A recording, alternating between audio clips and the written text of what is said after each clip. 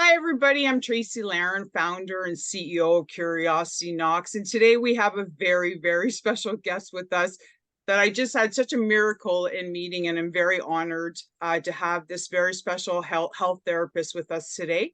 Mr.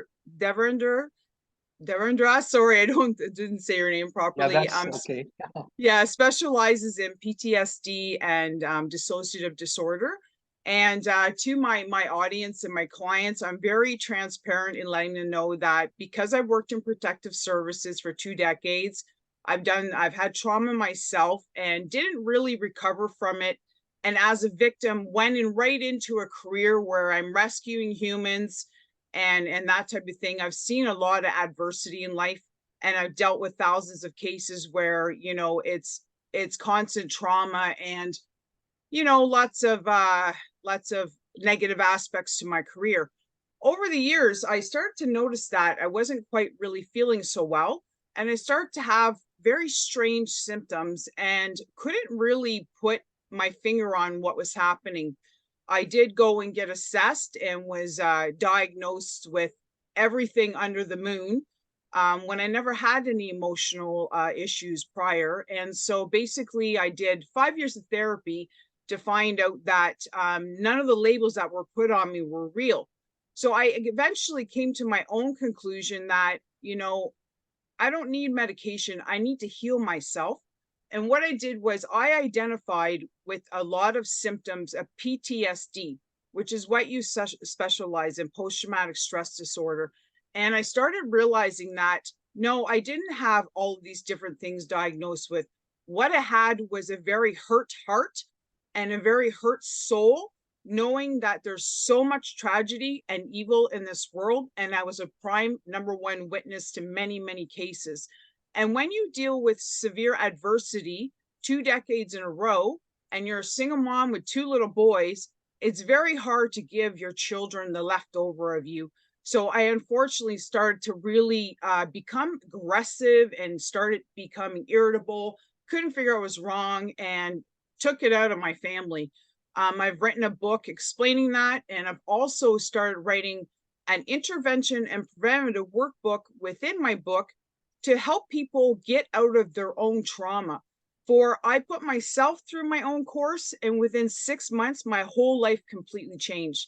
And I've just been going up and up since and healing. And I've created this huge empire, and I'm now affecting people all across the world. And I'm so honored to have you here. I'm basically allowing the audience to see this very special friend of mine to take over myself, more like an assessment on myself, as in I'm his patient, and to basically show the world this person's talent. So I'm basically feeling a little bit vulnerable right now, but that's okay. And I'm going to allow myself to just be open-minded and allow this special gentleman to just take over. So I'll let you have the floor now. Thank you so much for being here. Thank you so much, Miss Tracy. Thank you so much for the lively introduction, and thanks a lot for sharing your lived experiences Yeah. because they're very valuable. And I feel that you've understood your emotions very well, and you have been healing yourself, and you can articulate your thoughts and feelings. But most of Thank the you. people whom I meet, they are not able to articulate their thoughts and feelings. So they have not been Right. able to process their emotions. They don't even know. It's so overwhelming. Yeah. And over the years, what I have understood about PTSD, first of all, I would say that I will not call it a disorder. Post traumatic stress disorder, it's not a disorder, it's an injury. So it's not I like a agree. disorder, It is an it's injury. injuries. Absolutely. And Mhm. it's and we need to debate, and we need to also take it as an injury to the psyche. Mhm. And the body remembers. So body, we all have somatic memories. The cellular, at a cellular level, there's a mind body connection. So body remembers whatever it's been through, and trauma is just a way of Mhm. reminding yourself. And the DSM criteria, like the American Psychological Association, the way they have categorized PTSD into a disorder and then identified the criteria for that, it's so difficult for anybody. Like 60% of the people, especially women, they will not get diagnosed as per the criteria, because Oh, I've never, yeah, I've never been trauma can be diagnosed very with it. subtle. Yeah, Trauma I've can never be been very diagnosed with it. Yeah, subtle. sorry. And you mentioned that you were there in the therapy for 5 years, and you took the decision when you understood you didn't like being labeled. Mhm. And see, in psychiatry, it's like each and every disorder has to be ruled out. And we often talk Mhm. about anxiety and depression. These are just the symptoms. Similarly, trauma, dissociation, these are Mhm. all just the symptoms, the way human beings, how our nervous system is processing the emotions. There's an internal environment, there's an external environment, and Mhm. how we, a person, what kind of a coping mechanism a person has. It all depends upon the coping mechanism and the comorbidities and the resilience of the person. So maybe you are a high functioning executive, you are a high functioning person, so you could bear all that trauma, you had the resilience, and over the years you've been healing. But I can bet that most of the people who have PTSD, they will not get diagnosed, because trauma can be as subtle and it can be as varied as per the human experiences. So I have seen small children with trauma. They were so traumatized and bullied in Yes. their classes. Yes. So It's understanding funny, the symptoms. Yeah. not to interrupt you, but it's funny you're saying that because they've always told me I'm extremely high functioning. You know, I Yes. have the ability to understand what's happening and go above. But I'll tell you, when I started to heal was when I went to the hospital to get reassessed by someone else, and they told Uh-huh. me your flee or fight sector is Right. broken. You will never heal. Okay. Let me tell you, the second they told me I would not heal, I started Okay. to heal, Right. So right? that shows your resilience. That shows your Yeah. resilience. And I doubt, because, but I don't think anybody can make such a statement. And the uh, Ontario Association of Psychologists, they have very strict guidelines. So Oh, I they don't know did. how they could. They did. You I can file thought a about a complaint, or you can lawsuit. any, They yeah, you did. can always file a complaint. They told me it's broken. It's not going to be fixed. Literally told me that. It's our medical Maybe system. Mm-hmm. it's not just the medical system. I'll tell you.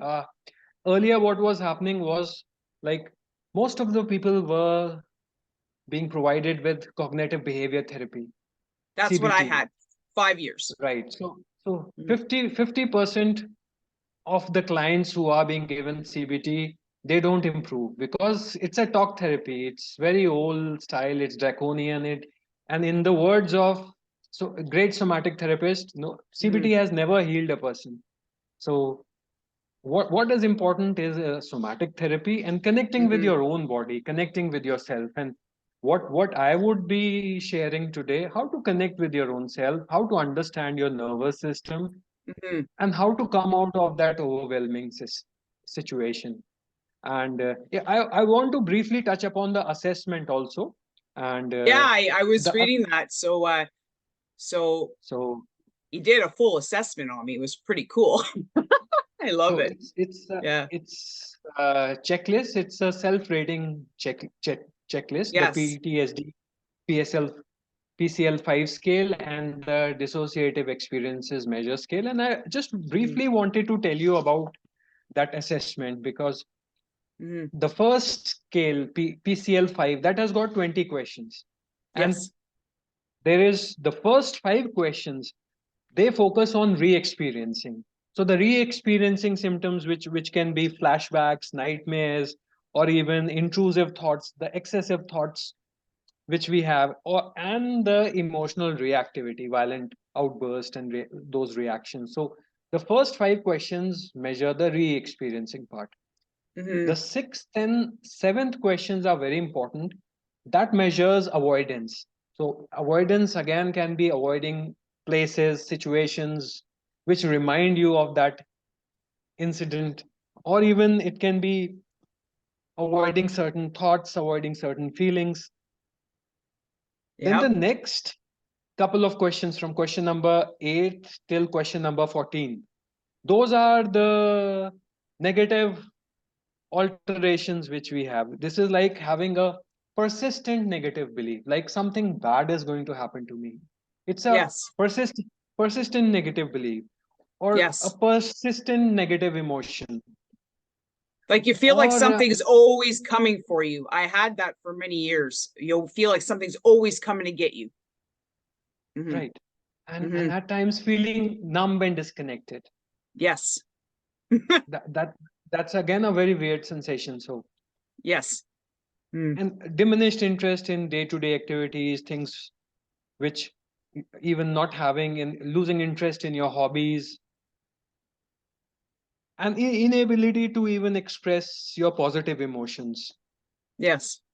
and some part of memory impairment or even having memory blanks. So these were all the negative alterations. And the fourth section was the last six questions, which was Mm. cognition and mood. This was related to symptoms related to dissociation. Now, Yes. I briefly want to touch upon dissociation because we talk about anxiety, we talk about depression. Yeah. Dissociation is just a defense mechanism. Yes. So we all dissociate. So if you're watching a movie, or if you are driving, or if you are listening to a song, we all dissociate.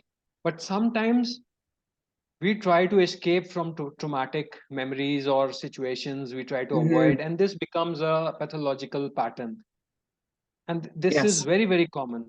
And at times you don't even remember that from home to your workplace or from work to home you drove, and you don't remember what happened Yeah. or how and what happened. You, as if you were on autopilot. Many of us have that, and it can be a little bit nerve-wracking. It's like, how did I get here? Yeah. Many of us have that. Or you just get into, you have to go to your office, you just get into the metro, you have your earphones and you just Hmm. numb yourself with some music, and you are just on an autopilot. So Hmm. that's what dissociation is. And at times, person, this becomes pathological. Hmm. So when it starts interfering, and when it's, what is pathological, that when it's affecting the day-to-day activities, then it, or nothing is abnormal. So abnormal psychology would be that something which is hampering us to conduct ourselves at an optimum level, or day-to-day activities which we are not able to perform. So then something has to be monitored. So difficulty in concentrating, and then hypervigilance, that always being alert, that always Hypervigilance. your Right nervous here. system, the sympathetic Hmm. nervous, yeah, yeah, relax. Hmm. Or even when you are at home, you're always in that fight or flight mode. Yep. So hypervigilance, and as if something Hmm. is, such people will be always checking. I have a friend, she's always checking her WhatsApp. Every 10 seconds she would be checking her WhatsApp. And then Wow. when she has to, she's very intelligent, but when she has to give a presentation, she won't be able to give the presentation because she's so conscious something bad is Yes. going to happen. So Yes. I this want to again is a. Mhm. I want to also share with the audience, the dissociative can be very severe. So in my first decade of crisis management, um, one of the people that I rescued the women and children from found out who I was and came to my home and attacked me. So, it's 2 days before Christmas, ding dong at the door. This person comes bursting into my home, attacks me and my 3-year-old son, knocking my 3-year-old son unconscious. And that's when I noticed I started to get really sick after that. So when you're in a career where you're expecting these things, it's different. But when it comes to your personal home and you're in your element of being a mom and you're in the middle of decorating a Christmas tree, you're not expecting to get attacked within your home.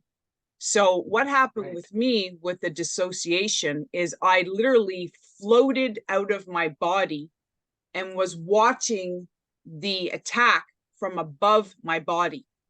So even when I have memories about the attack, I'm not in my body when I see it. I'm floating above, watching myself be attacked and watching my son be knocked unconscious. So for that incident, I had to go to the hospital because I could not get myself back into my body. I had to work with therapists, and I had to work with occupational therapists doing like hand movements and to try and get my soul back into my body. And at the time, they told me it's very rare that someone can do that. It's a very small percentage, but it happened to me. And it was because it was so traumatizing that I guess my system couldn't handle it. So I emotionally, literally ejected from my body. Very, very strange. So it never happened to me after that, but I know the power of our system. I know that we have the ability to emotionally separate to save ourselves. I don't know if it's a protection thing, but just to let you know the severity of something that I have been through. Mm-hmm. Yes, this actually great that you brought this point up, because Yeah. this is a very pathological symptom, and is Mm-hmm. something known as derealization and depersonalization. Mm-hmm. Derealization, when you feel that everything is happening in slow motion and as if you are Mm-hmm. watching a movie. And Yeah. depersonalization is that you are detached from your body, you are having Yes. out of body experiences. Yes. And for people with dissociation, these are very, very common. And it's the fragmentation of yourself, that Yeah. yourself, which which is always like a commander conducting yourself, that Yeah. gets fragmented. And Yeah. the objective of the therapy is to work your parts of yourself which has fragmented, Yeah. work, make them work together. So that's the objective. So all these symptoms which I mentioned, these are measured Mm-hmm. in that PCL-5 scales, and they all have a different level of severity. And on Mm-hmm. that, if on that scale, if somebody is having a cutoff of 31 till 33, is said to be having Mm-hmm. symptoms of PTSD. Still, in order Mm-hmm. to get a diagnosis, you need to go to a registered practitioner in Ontario, and Yes. uh, and main thing is to understand the symptoms. Like if I can share the symptom scores. Please. So, so you have mild symptom scores. Re-experiences, it's somewhere around 7. Yes. Avoidance is 8, is very, very high. It's very high. It's Yeah. very high. Mm-hmm. And let me tell you, a lot of research is going on. Even the therapies which I provide, Mm-hmm. it's it's it provides very fast relief, very quick action. But symptoms of avoidance, they take time to heal. So it requires Yeah. a lot of practice and perseverance. Other Yeah. symptoms like re-experiencing negative alteration, symptoms of dissociation, feeling numb Mm-hmm. and disconnected, they can be improved very quickly. Mm-hmm. And for criteria D, which was negative alterations, your score was 8. And cognition and mood, this was slightly higher. This was 16. Mm-hmm. And this correlates to the second scale, which was the dissociative experiences scale. Mm-hmm. In that scale has got 5 subscales. Okay. So those 5 subscales are related to unreality, feeling numb and disconnected, having Mm-hmm. memory blanks, feeling zoned out, and then vivid internal world. In which Yes. again, it's I would say you have moderate level of scores on the scales, but on Mm-hmm. 2 of the scales, which are feeling numb and disconnected, it's slightly Mm-hmm. higher. Then memory blanks, dissociating while driving, and then those episodes. And then vivid internal world. Vivid internal world is that a lot of mind wandering is happening. Oh yeah. A lot of research is happening on mind wandering. And Mm-hmm. in at University of British Columbia, I was reading a research by Professor Kalina Christoph. She is measuring this, and now this is measured, and they've identified specific regions in the brain. And Mm-hmm. the objective of any therapy is that wherever that part of the brain, see, we want to understand how to change the brain wiring. And for that, we need to understand that we have neurons. Neurons will either fire or they won't fire. And repeatedly, if something is happening, or some activity is happening inside the brain, there's a pattern. So all of us have got brain wires, and which Mm-hmm. have a protective coating. The more we practice, suppose you are practicing, you're learning to play music, or you are learning to do mathematics, or you're learning to Mm-hmm. learn a new language, we are wired for learning music, or even playing guitar, or learning anything new. And the more Mm-hmm. we practice, that plastic wire becomes a hard wire. So that kind of a hard wiring happens. And our nervous system is so that the nervous system, we got to connect to our bodies to understand whether what kind of emotional states we are. And we cannot Mm-hmm. directly control the mind. We cannot tell the mind to calm down, but we can use the body to calm the mind. That's So right. I'll be I focusing had more to on. learn that. My course that I've just developed is called Rewire Your Mind to basically Right, pull out your full potential. And that's right. exactly what I teach and I coach, that we do have the ability to rewire our minds. We do have the ability to heal our brain and heal our soul. And a lot of people don't think we do, and we do. And I'm a proven fact of it. To be honest with you, I'm a little bit surprised because on those scoring sheets, I used to do scoring mood tests. Like I went to Mhm. therapy many years ago. Like, I mean, I was in my early 30s. I'm in my 40s now. And I used to score the maximum on everything. And I thought Uh-huh. filling out your sheet that I wouldn't score high at all. I was like, I've got this. But I had a feeling I was still going to have some symptoms, but I'm still dealing with a crisis. And I think sometimes, like you said, you kind of stay disconnected so you don't allow the tragedy of others to continue to penetrate my own system. But Right. I am still a little bit shocked that I scored high on a few things still. I realize I still have some work to do.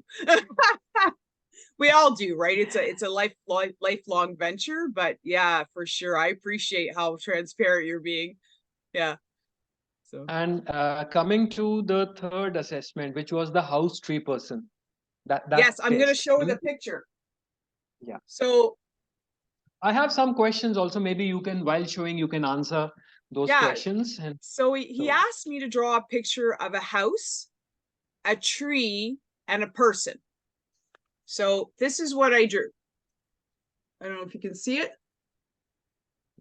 So and can this you tell house, me about this oh, house? Yeah. this Who lives house, in this house? I have been dreaming about this house for over 10 years. I believe this Wow. is a house that I am going to buy or build in the future. Because I'm building Wonderful. my empire, I'll have the potential to do this. So this is a part of the house that I have seen in dreams and visions. Like I'm fully awake seeing this house. And this is the tree that I drew because my mother loves weeping willows. So I try to draw a tree. Wow.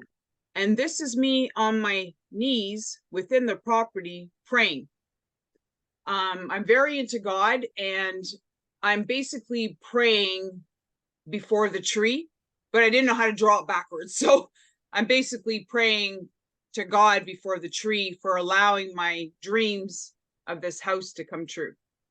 So that's kind of, and I sketched that in my SUV before going to the gym, but that's what that picture is.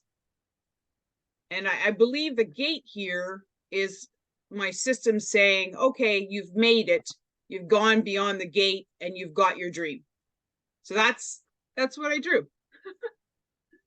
I thought that was so Wonderful. interesting. I think you have very nicely described. And Yeah. this is actually a projective test. And Yeah, this I had has a been feeling.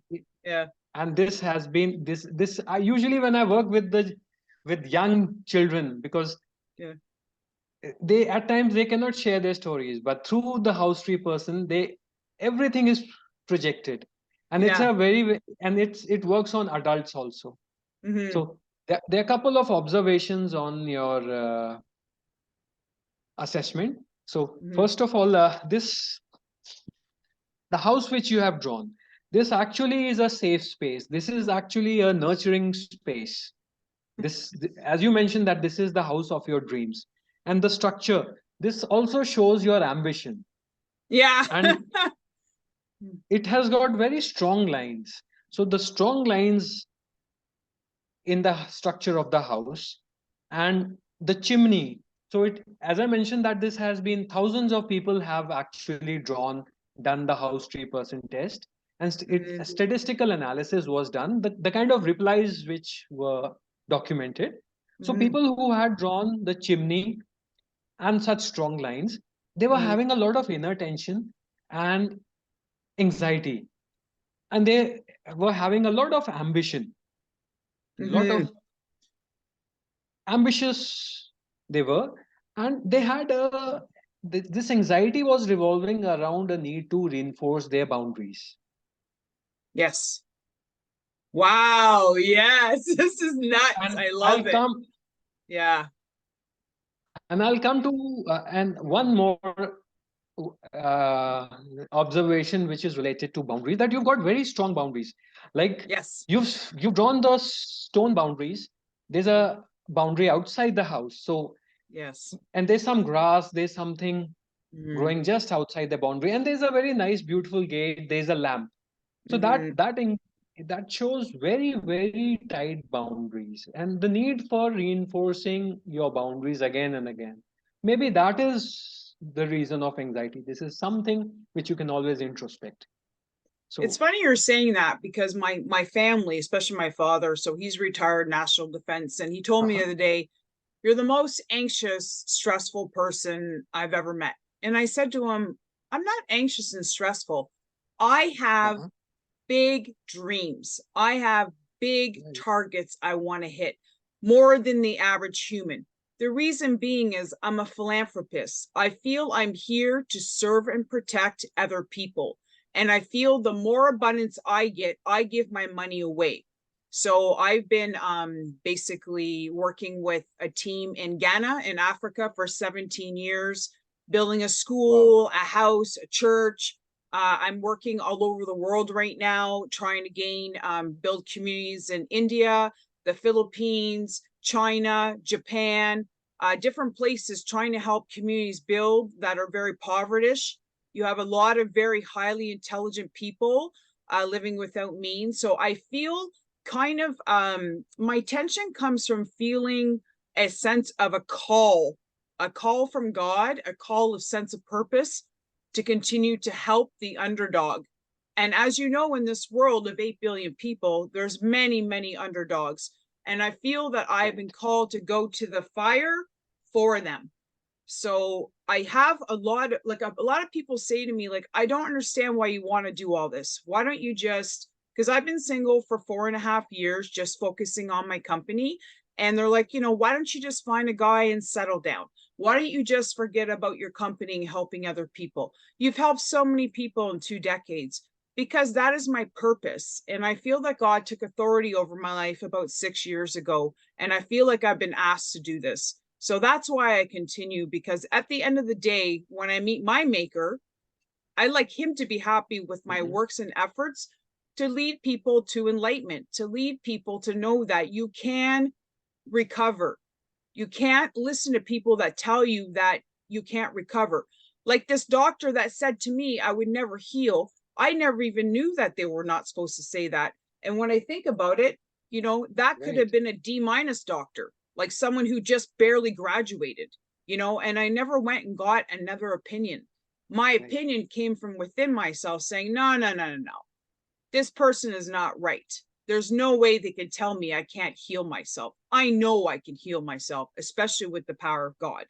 So that's where I start to really like change and grow and start to heal. And I started to really align myself with the right people and connect with the right people and really level up my life. And my boundaries came from the naysayers, the people telling me, you can't do it. You're a single okay, mom.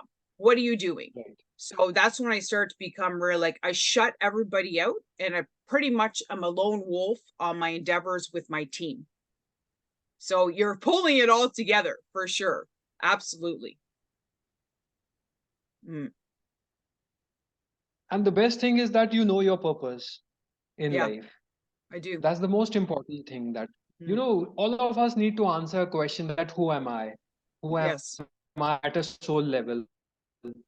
What is my purpose? Yeah. Because most of the problems which people are facing is that they don't know who they are or what is their ambition. Ask you about the person you've drawn. So who is that person and what exactly is she doing? That's In the why I picture help which people. you've drawn, So there's a all of our programs help people to identify who they are, what they want, and what is their purpose in life. Because if you don't know, how do you know how to map out your life? So we help them. I built took 4.5 years to build a psychology assessment myself, and I put them through it, and it wow, allows me to see what's going on with them, gives me a snapshot picture. And then once I have the picture, I'm able to help them figure out their wants, their purpose. And that you should see people heal once they know where they're going. We map it out right, for them. This is your next step. This is your next step. And it's just it wonderful, just it frees them. It frees them within themselves because they get their power back. But if you don't know who you are and what you want and what your purpose is, you're just going in life right, like this, getting nowhere. And like you said, the mind wanders. very true. It's just they get really sick. So that's I've given my life to continuing to help people until I'm gone. I don't even believe in retirement. Retire to what? I will never retire. As long as Right, someone you can won't push me in a retire. wheelchair on the Yes, stage, I'm yes. good. Yeah. Yeah. No, that's the kind of attitude one must have. I think hats off Yes. to you for that. Yes. Thank you. And in that picture, you've drawn a girl. She's doing some activity. I wanted to ask you what exactly she's doing She's praying. in the picture which you have drawn. She's on her Oh, knees wow. She's praying. kneeling and praying. Yes. Wow. Yeah. Okay. And I want to Because put her before the tree because I really believe that God, the universe, is really connected through nature. Like sometimes when I've had a really hard okay. case or I've dealt with a lot of suicides, so I will go into the woods for half a day and just pray and just be at one with nature to soothe my soul. Right. So trees are very significant for me, and so I didn't know how to draw her backwards kneeling, so I just drew her face forward. I'm not an artist, right? So And no, that's a very nice picture. And who's that little girl? it's me. How old is she?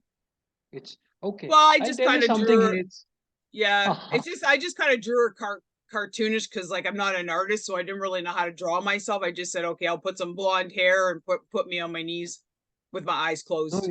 you've drawn very nicely and you've done a lot of detailing and shading. And Yeah. you know what the manual says, that as I mentioned, that it has been it statistically it has been standardized, and it says that people who've had depression and who are overcoming depression or who have Mm. overcome depression, they usually draw the weeping willows.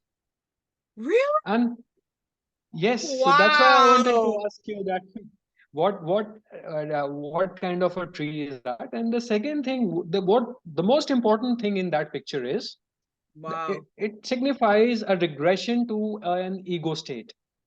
They, so you as a person at times facing stress, you regress to an earlier childhood state where you Mm-hmm. are seeking autonomy. Maybe it happens. I've seen it with people who have had childhood trauma or even childhood abuse, Mm-hmm. emotional abuse even. So Mm-hmm. they tend to regress. So whenever they are stressed out, you may be in your 40s, but at times when there is stress, there's a Mm-hmm. tendency to regress to an earlier stage Mm-hmm. where there was less autonomy. Like today, you've got autonomy. You can make your own decisions. You know what you are Mm-hmm. doing. You are creating a life for yourself. But at times, there's a tendency to regress to a childhood stage where there was very little autonomy. So that ego state, there is a tussle between autonomy. So at It's a funny you're subconscious saying that. level, So I'm an orphan. I was an orphan. okay, My father was indigenous. My mother came to babysit her sister's kids, and her husband raped her. So my father is my mom's sister's husband.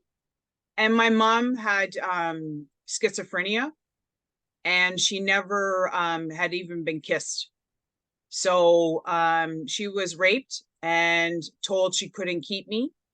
So I was given up right away and put into a couple foster homes. And then I, at 6 months old, was transferred to the West Edmonton Mall, as we were talking about out west. You come to, when you're in Canada, the West Edmonton Mall, an adoption agency there. And my parents, my father is military, and they were stationed in Cold Lake, Alberta, and they adopted me from there. Now, my mother is very sweet, very kind. I was my adopted mother, my real mother, as she raised me, very sweet, very kind, but she didn't really have the voice. It was my father. My father is a very loving, compassionate man. He's still my rock till today. But being so, high up in the military, and he would come home still in boss mode, and could be very controlling. And if you didn't do exactly what he wanted you to do, he would become very verbally aggressive and very threatening. So like I even told him yesterday, we were having a talk about this session coming up, and I told him, I felt when you were young, I was kind of always scared of you, and I always walked on eggshells, and you always were, I felt you were mean. And he literally looked at me and said, "Oh, well, I don't care. Like, I don't care what your opinion of me was." So, just to go to show you, like, he's an incredible human being, his integrity, everything he's done for Canada to protect. He's been all over the world, but he was gone oftentimes 6 months of the year. And so we would be left with my mom, who is like this tiny little vulnerable person, to raise my brother and I. And my brother passed away a few years ago, but he was very rebellious when we were young. So I knew when my dad would leave that there would be like helter skelter in the house with him. Like, he was a very good looking guy, very popular. So like lots of parties and that type of thing. And I was very shy when I was younger. I was a very intelligent. I've been tested. I'm gifted in 3 parts of my brain. And so the biggest problem, big adversity I've had in my life is trying to make my parents, who were my adoptive parents, understand that I'm an entrepreneur. Like, it's within me. I have a natural drive. And no matter what's happening to me, I get up, I look at life like a big, huge playground, and I want to play. And I want to play hard. And they don't believe in that. So my whole life, I think you're saying the boundaries, I've had to live in secret, building my company on the side, and dealing with the police on the side, and dealing with the contracts I take, which are all confidential, and hiding it. So over the years, my family felt that I was this like helter skelter, out of control person with my career, but they didn't realize that I was doing like sex trade industry rescues, human rescues, kicking down the doors with the police that are off record, off duty, wink, wink. They didn't know I was a vigilante of justice. So they just thought I was some rebel, because I wasn't allowed to tell them, because they could become a threat. So, it's been quite the lifestyle for me. It's like having to pretend to be something to them, but really, like, my children know who I am. My children know what I've done. They had to know, but it's just living a double life. So now I'm at a point where I've exposed them what I've done, and they just have no interest. Like, they don't go online. I have over 80,000 followers between my platforms. I get about 1,000 emails a day. They have no clue. They're not interested. So that's a bit stressful as well, right? So it's like, it's trying to live that double life. So to be honest with you, and I don't care if I'm exposing this. I'm sure they'll never watch this, but I always felt that I would probably feel a sadness after they pass, but also feel a little bit of freedom, because now I can just be myself and not be criticized or not be ridiculed. And I think my family, they just want to protect me. But, I have these gifts for a reason. I have these gifts for a reason. And I'm able to, like, when I'm sitting with someone, especially if I touch them, I'm extremely empathic. I'm able to almost pour it into someone else and know how they're feeling. And I'll have like the ability to see what they're seeing. I get flashes and visions of their life. I can draw things and I'm correct. So I know my biological family has some type of psyche, interconnection, empathy with people, but I've had to hide it my whole life. So it's been a strange dynamic for me when you're adopted, but you have these gifts that come from your biological side, and Right. you're not wired the same, right? So when I talk to my two biological sisters, it's like wow, I found them a few years ago, especially my younger sister and my older sister, like from the father's side, like they have the same heart, the same mind, the same type of purpose. And whereas my parents that I have, like, they don't agree with it. They don't even want to meet anybody. They don't want to know about it. So it's almost like living a double life. It can be really stressful. And I think that's where you're seeing a lot of the boundaries. It's like, whoa, I'm allowed to be this person. Whereas my parents are like, no, no, no, no. That person is that you want, that what you do with people, you shouldn't be doing that. You should just get a simple job and just die out. But that's not me. It's not me. I want, the more people I serve, the better I feel. I know I'm supposed to help people, and I will continue until the day I die. That's it. So it's hard. Or an empath. It's difficult. And you being an empath, there's another thing which you need to take care is that you got to protect your energy also. Yeah, I'm Because starting to every day realize that. you Yeah. got to protect your energy. And maybe I'll share the techniques that if you But that's try where and some of you the maybe they may help you. that's where some of the avoidance comes in, because if I go to the gym and there's 200 people around me, I can hear things, I can feel things. So sometimes, like, I'll go late at night when there's nobody there, or I find, like, even the grocery store, I'm timing like when there's hardly anybody there. I can feel energy, and I've had to really learn how to not soak it in. So and I've often have difficulties with relationships, in interpersonal relationships with men over the years, because my three last long-term relationships, they don't allow me to progress in my entrepreneur side. They want me just have a job and not be on my laptop. They don't want me to care about people. They just want me to be, the blonde at home cooking and cleaning. And it's just not me. So I've left myself alone in life. I've chosen to serve other people rather than try to find this miracle relationship. So I've kept myself alone almost 5 years now. So just so I can focus on my endeavors, because That's the right decision. yeah, because the other thing too is that, for the audience, when you're an empath, a lot of these type, and you're a caretaker, and I'm old school, right? So I do wrap myself around my partner. It can really draw the narcissist. So those type of narcissists will really target people like me. Like for my fiance that I left almost 5 years ago, he was younger, he was beautiful, like, just, it was so loving. I never had a man chase me so long, almost a year, chase, finally gets me, wraps his love around me, but I didn't realize it was that love bombing, and then I moved him in, and within 3 months, it was just like a totally different person showed up. So I believe I was groomed, but people have to be careful when they're empaths, because when people are not good intention, they sense that about you. They sense you're nothing but love, and they just really come for you. So I've just decided that I'm just going to stay alone, because until I'm around someone and really, really get to know someone, I just haven't had that opportunity. So, yeah. And if you don't have the right person, like, my company is really scaling.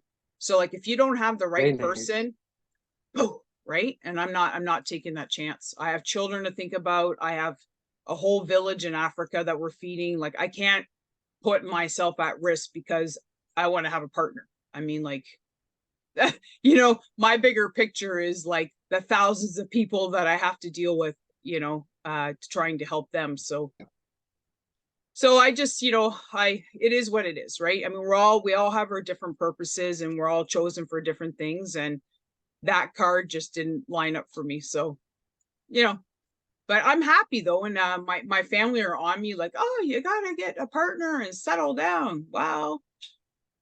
Yeah, sometimes you don't really know what you're getting, and sometimes you have to date them a long time to understand that there is a monster on the other end that is pretending to be That's very something true. they're not. It is. Yeah, so that's where I'm at with that, with those interpersonal relationships. So I have friends. I have a lot of business friends, and I love them and they love me. Like any of my friends know I'm a go-to. Like they need me at 3 o'clock in the morning, I'm there. Like I would die for my friends, but I don't allow a lot of new people into my life. I have the people I have. That's I very built a nice. loving team. I built a loving team that I can work with, but I don't allow too much room for that boundary to open up to accept new people within.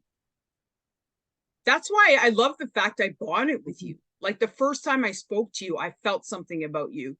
And then we just kept talking and kept talking. And I'm like, you know, I mean, I was even trying to give you advice about where you're going to do your next thing. It's just there was something about you, you know. So I draw people, but I don't often let someone draw to me. So I really appreciate Right. you. Yeah, I really appreciate you. Thank you Yeah, so much. And if thank I you. ask you, Yeah. what would be your three chief complaints? So, as I mentioned, that avoidance that will heal with time. But how's your sleep? What about sleep? Because you mentioned nightmares, also dreams and nightmares. How good is Yeah, your so sleep? my sleep is horrible. It's been horrible for a long time, and a lot of my entrepreneur friends have the same issue. Uh-huh. My mind comes to life at night. I'm often in Okay. forest running, trying to rescue people. Okay. There will be kids trapped at some trap house in the woods. I'm trying to get them out. Or, you know, I'm running through the woods and I see my children in this glass house. Then all of a sudden the glass house starts filling up with water and I can't get them out. And then I'm watching my children drown, you know, stuff like that. So I think it's just a Uh-huh. matter of like, I don't know why I have so many nightmares, but I've had traumatic nightmares since the age of 3. The therapist I was seeing said it might possibly have been because that may have been around the age where I was told that I was adopted, and maybe my brain didn't really understand what that meant. So I used to, when I was a little girl, have the same repetitive nightmare where I'm trying to catch my mom and and she disappears. And then I'm trying to catch her and then she disappears. And then she would go into different Okay. worlds and that. So I think that may have been around the age of me trying to understand that this is my family, but not the biological. And then later on, I just started getting more and more nightmares. I've had nightmares my whole life. Sometimes it gets worse depending on situations. So I would say about 12 weeks ago, I got a call from the federal government. I can't explain who, what, when, or where, but basically they asked me. I have some burner phones, like phones that are off record, and they called me on it, asking me to do a rescue. I will explain the rescue. I need to rescue a woman that was going to be murdered by the Hells Angels. So her younger son had been pulled in by the Hells Angels and made to deal drugs. They had already gotten the son out, but then the Hells Angels came and were going to take her life. So they called me on my burner phone about 12 weeks ago and asked me if I would do a rescue. And I told them I've retired from that. And then they actually made me feel guilty. Like just made me feel like a horrible person for not taking on the case. So then I got a hold and was like, okay, I'll take on the case. I'll get her rescued. So I started getting my gear together and I was going to be paid $30,000 cash to do so. And I noticed within a few days, I stopped eating and I stopped sleeping. So my son was over for the night and my son came in my room and woke me up and he said, do you realize you're sleeping backwards on your bed, fully dressed? And I didn't know. So I woke up, I was in my, so basically when you go to rescue, you have to change your identity. So you can tell I have this long blonde hair. So I basically turned myself into a man. And so in my sleep, I had put on my gear that I would wear to rescue people. It's a self-made suit, black suit that goes under black clothes, and it has pockets in it. So you could carry up to 20 pounds of survival in case I have to escape and go into the woods until I have someone that can pick me up.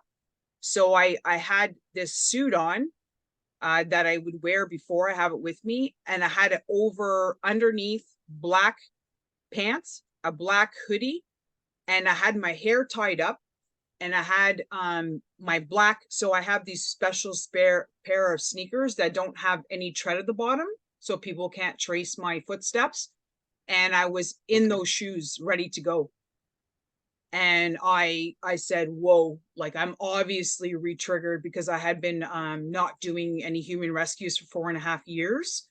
I had closed down all my underground rescue homes and that. So my son's like, you can't take this case. Like 30,000 cash is not worth your mental state. So I realized, like, in that moment that I had made the wrong error. I had, because of the pushiness of it, they couldn't find anybody else to rescue this woman.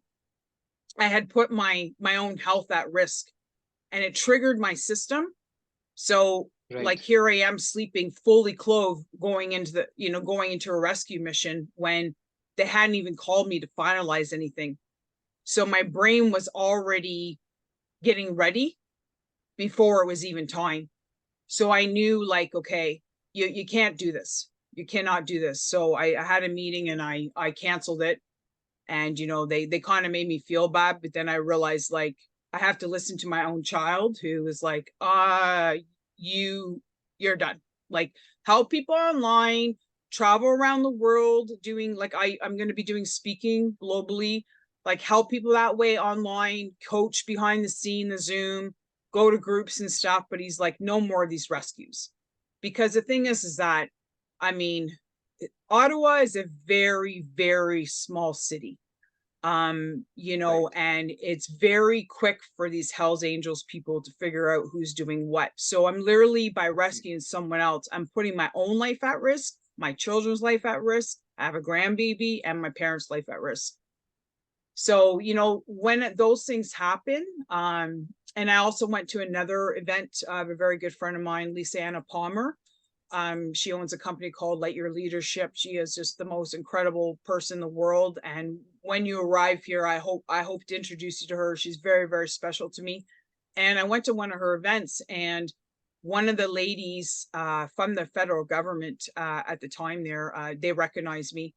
So then I realized, like, it's just, I've done so much stuff with that people know who I am now. And I realized, like, I have to stop. I just can't ever do that again because my life's at risk. So that's a great decision. Yeah. So I don't sleep well. I was out west trying to open up a women's retreat, buy land and open up a women's retreat that they could come in the bus loads and we could do. I have psychologists out there. I've got kind of like good friends with the mayor out there trying to build this. And then I got a call saying that my mom wasn't doing too well. So I packed my home and I fled back. I drove back straight across Canada with no sleep. So I have the ability to make my brain stay awake for very, very long periods of time. It's a 3.5-day drive, and I only stopped for gas. Like, I didn't even eat. Wow. Yeah. So because on those human rescues, like, I've rescued women and children from the mafia and stuff and that type of thing. And your adrenaline is stuck. Like, you'll get high end of adrenaline and you can't come down. And I don't use drugs. Like, I don't smoke, I don't drink ever, I don't do drugs. Like, I'm very pure. But when your system gets stuck on that adrenaline, like, it's very hard to, like, it's almost like as if someone that took some kind of dopamine drug to make my body does it naturally. And I found out, so my biological father passed away a couple years ago, and my sister told me he actually had an adrenaline issue. So, but he would use it to, like, beat, rape, and hurt people, whereas I use that adrenaline issue to rescue people and to, fight for the women and children and some men I've rescued that were being beaten and that. So I think I get that adrenaline issue from him. I've never met him, but he's an Indigenous man, and I never, but I think I use that adrenaline issue that I have within myself for good. But at the same time, it's very hard on the body, and I'm lucky to be alive. Yeah. Yeah. So So there's what would be your chief complaints? One would be sleep, sleep. And nightmares. the other thing too is that if my mind wanders too much and I start like, reliving memories or going anywhere in the past, or, having flashbacks to some of the things I've been through, like we went in to do a rescue one time, we kicked in the door, I dislocated my knee, didn't even feel it till the next day, so much adrenaline. And the man was there, he caught on that we were coming, and he actually shot at us, and he shot right through one of my assistants that came with me hand. So I've been through those types of things where I have been shot at a few times, or I was kidnapped when I was a bit younger too. So I've had some lots of tragedy. Yeah. So there's been a lot of things. I'm very lucky to be alive, but sometimes when you have a very beautiful heart, like I have a huge heart and I really love humans, and I love all humans, like every race, every culture. Even if you're bad, I love you. Like, I believe in redemption. I believe in people really being able to turn around their lives. I don't believe we're born bad. Sorry. I believe that it's our circumstances and our environments, our indoor environments and our outdoor exterior environments that happen to us that make us angry, disconnected, dehumanized, and that type of thing. So I've worked with a lot of, especially men. Men tend to gravitate towards me as clients rather than females because I'm very alpha, and I know I've dealt with a lot of sharks, like a lot of bad people, and I know how to deal with that. So I've had a lot of clients that are men that need advice, like, hey, the mafia is after me, or hey, I've got this gang coming in and making me give them money. Hey, like, what do I do? Like, how do I get out of this? So I have my services are a little different than the average Joe because I've had such a broad experience with people who I would say walk with the devil. So it's very dynamic what I do. But yeah, I've seen a lot and I've done a lot, and I'm only 48. So I'm lucky I don't, but still look half decent and still have a very kind heart in that. But I think when you have a kind heart and you have a bleeding heart, you can also get yourself into a lot of trouble. So it's to protect it and to make sure that you're not over giving. The biggest problem I have is the nervous sweats. Like, that's between sleep is nervous sweat. Like, sometimes I'll get phone calls that are very just stressful, or someone will just keep doing the same wrong things over and over. Like, even within my team, I let go of someone last week because I just felt like I hired them because my heart wanted to save them rather than they were good for me and my team. So it's just, sometimes and for 2 days, knowing I had to let them go, knowing that they probably would never find another company again that would allow them, with as little credentials they have, to elevate within their company. Like, I really felt like their life's not going to be better after I let them go. So for 2 days, I had like a cold sweat, shivering on the inside. My hair, I would just blow dry my hair would be drenched, that type of thing. So I still get like a lot of the nervous, cold, hot sweat feeling. I can still, from time to time, if I have a really bad case, where pictures are sent for proof for that type of thing, and the pictures are not very positive, like I'm having to look at stuff that's bad, I can still vomit sometimes. So I get like a really bad pressure in my stomach and I'll just start like projectile vomiting. So that's gotten a lot better over the years, but that was my biggest thing. The reason why I sought counseling when I was younger is I was starting to lose my hair in my early 30s. I was getting nosebleeds, and I would get so much adrenaline that I would have to sometimes I'd be woken up in my sleep very distressed. So I would have to go for like a really hard run, like through the night. and then to get it all out and then come home, have a shower, and then go back to bed. So yeah, I've had a lot of different I haven't had nosebleeds in a long time. I haven't had those adrenaline issues in a long time, but I used to get it a lot. And it's just, you're constantly dealing, especially when I had group homes. Like, I took the worst of the worst boys. So like, it would be court ordered boys from court, and they were very dangerous kids. And I never treated them like that. I treated them like just a young man that need love, but they are dangerous. So you're always hyper vigilant, waiting for something to happen. So it's just, I've had my head thrown through a wall 4 times. I have a really bad neck because of it. My cranial doesn't sit right because of it. I've had, I've been, every type of physical type of thing you can imagine. I've endured. So I've had my jaw dislocated. I've had my neck crunched. Yeah, like lots rib cage broken. Like, there's a lot of different adversity I've been through in my body as well, protecting people. So sometimes, especially with women and violence, a lot of times their partners will catch on that you're coming, because they get scared and they get nervous and they start acting weird. So then they'll end up like, they get attacked again, and then they reveal what's happening. And so they'll have, like, they're ready for you when you come. So sometimes, you're having a box, you're having to fight. So I've done a lot of fighting over my years for the average female. So I have a lot of, we'll say, boxing injuries. So yeah, so I go through I some days I have a lot of pain in my neck, in my body, just trying to, realize as you get older. And then that's part of the reason why I retired from that as well, is because I realized, like, wow, like, I'm structurally not okay right now.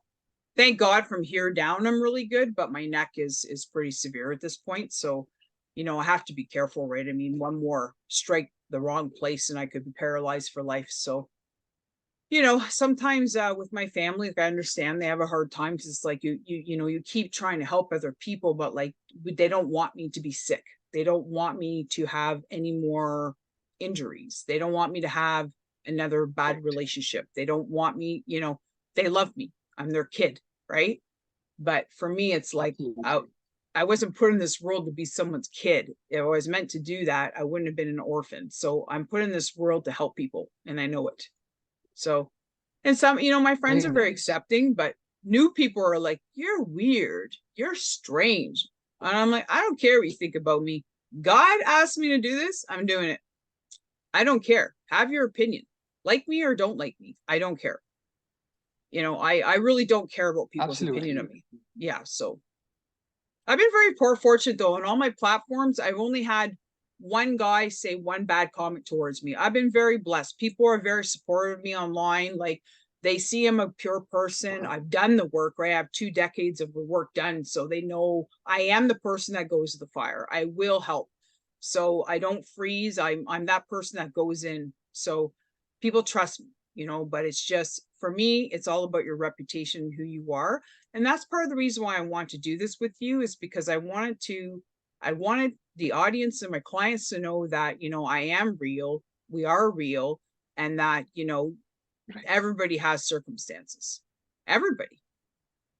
So, Absolutely. And then I've made a note, and then I'll try to design the intervention in a way which targets your chief complaints. And if I've understood you correctly, the chief complaints, the main issues which need to be resolved for you are, the first one is your sleep, especially the nightmares, and then the flashbacks which you have at times, yes, and the nervous sweats, the hot and cold chills which you're having, yes, and the pain at times which you have in your neck and in the body.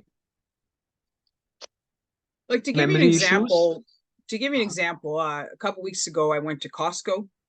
Okay. I don't like Costco because it's crazy busy and there's people coming at you from all over. So my father has a bad knee and my mom's not well. So right now I'm with them across Canada to help out. So I went to Costco with my father. There's a freezer section. So he goes into the freezer section. He stands there looking at something which backed up the traffic. I turned around and I had like 6 people with carts coming at me. And all of a sudden I got triggered, and it's like my body started to like jolt, and I started to get really dizzy. Like I was in like a washer machine, and my vision started to go. And then my dad grabbed me and just I kind of went over. And then my son came with his cart. And my son, I don't know what it is about my younger son, but he's like an emotional defibrillator. Like this kid touches me, it calms my system. Like I swear to God, he was born as my angel. My older one he's my everything. My younger one is just like, he's got this special gift of just calming my soul. And he came up to me and he just put his arm on me. He's like, "It's okay, Mom. You're only at Costco. Nobody dangerous here. It's just carts coming at you. Breathe." But I felt it. And it was scared me a little bit, to be honest with you, because it was the first time in many, many years I felt that. But I was like, I had my hands over my head, like, like I felt very, and I couldn't get my system reset. It took about 2 hours. 2 hours. Okay. So I still have that like bombshell kind of feeling at the odd time, which I thought was gone, but I realized the other day it's still there. It still sits in the system. But like, to give you an example, like I'm not supposed to, and I know it's probably illegal and I don't care, but I drive around with a billy club in my truck. So I have an SUV and I have a self-made billy club in case I get in trouble. So I don't know too many women that drive around with weapons in their vehicle, but I do. It's a billy club, and I made it myself because they're illegal. But I keep it because I have seen, especially in my city and across Canada, there's a lot of road rage lately. A lot of people since COVID are losing their minds, and they're driving in and out of lanes. And one of my friends had an altercation with a guy one day, and another guy showed up and he had a big machete on him, and he called the police. The police wouldn't do anything about it. So I said, you know what? I'm going to make myself a little wooden billy club, and I'm keeping it in my vehicle in case I have to protect myself, because that's what it's coming to. Right. Yes. But, you know, some people say, oh, that's your past. You don't need that. Well, after my friend told me that about the machete, like, it's pretty nerve wracking. And, you know, have this long sword come out at you and have the police say, well, what do you want us to do about it? Well, give me a break, you know? So, you know, I mean, it's just, I think, like you said, I'm just always a little bit waiting for something to happen. So when I first came to my family's home, they have a ranch style home, and the room I'm in is at the ground level. And so the first week, like, I chased that newspaper guy comes through the night. Well, nobody told me. So I chased him off the property, like 2 o'clock in the morning, chased the guy off the property. Like, you know, and then I felt bad, but it's just, that's what it is. As soon as I hear noise, I'm noise sensitive. So as soon as I hear that noise, boom, I'm like, the adrenaline kicks in, and it's like I'm outside in my bare feet running after this guy. Like, it's just, this is where I know I'm a little bit much, like, sometimes. And my parents don't like to keep their door locked during the night. I can't sleep. So I had to go and start locking it. I lock all the windows, because to me, that gives me an extra 10 seconds to defend myself. So it's just, absolutely. Yeah, so I am getting a little bit better as I've been here a bit more time, but I am realizing that. But like I said, I was attacked in my home, and my child was attacked. So it has happened to me. So it does make sense. And I often have a hard time staying within a house. So like, people find me all over the city working in coffee shops on my laptop, because for some reason I feel safer when I'm in public rather than at home. Because I was attacked. I got your point. I can understand that actually happens. Yeah. So, and I think the problem is I didn't retire out of those protective services young enough. Like, I just kept going. Oh, well, I got a nosebleed. Oh, well, my hair's falling out. Oh, well, I'm more aggressive. Oh, well, I got these kids to feed. I got this person to save. Like, I just kept sacrificing myself. When I went to therapy, he told me, the biggest problem you have, Tracey, is you don't know how to put yourself first. So I'm selfless. I'm too selfless. So he said, that's your biggest problem. You don't wake up in the morning and say, what does Tracey need? You wake up in the morning and say, What does the world need? What do my kids need? It's never about me. So this, like the last few years, I really tried to say, okay, I need to eat properly. I need to exercise. I need to do things I enjoy. And I'm still having a hard time with that. Still having the exercise and the diet, I'm good now, but still having a hard time just doing something for me. Like I Uh-huh. really hard time putting myself first. It's like I build my life around everything else. I'm not sure why, but that's just how I am. It's like I'm born selfless. I'm born to just serve and protect others. It's strange, but I don't know why I'm like that, but I am. I feel that you understand your emotions very well. And Thank because you. you are able to articulate and what you went through and what you are good Thank at you. and what how you understand your emotions, and I think I can share certain techniques with which you can learn to regulate your nervous system and see the improvement, because all these techniques are supposed to target the sympathetic nervous system, lead us towards a parasympathetic release, and all these things can be managed. As I mentioned, that except avoidance will take some time, but all the other symptoms which you mentioned, Yeah.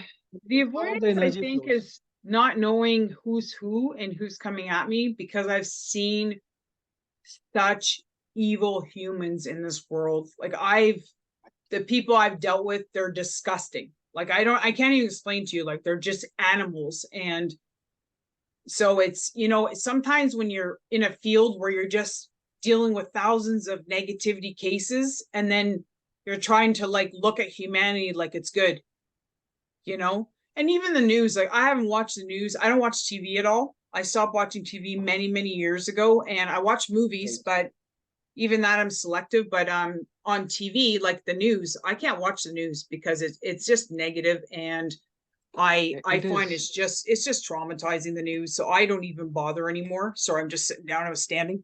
I don't even bother anymore. So I just like the news, it's all negative. I wish there was a news station that would just show like the good humans and what's going on in the good ways, and the people like me and yourself that are out there trying to make a better world and the difference. Like I wish there was a station that just promoted people like that, right? But it is what it is. People, even with my stuff, like trying to sell my courses and that, like Uh-huh. at first people just didn't want to buy them because they're too positive.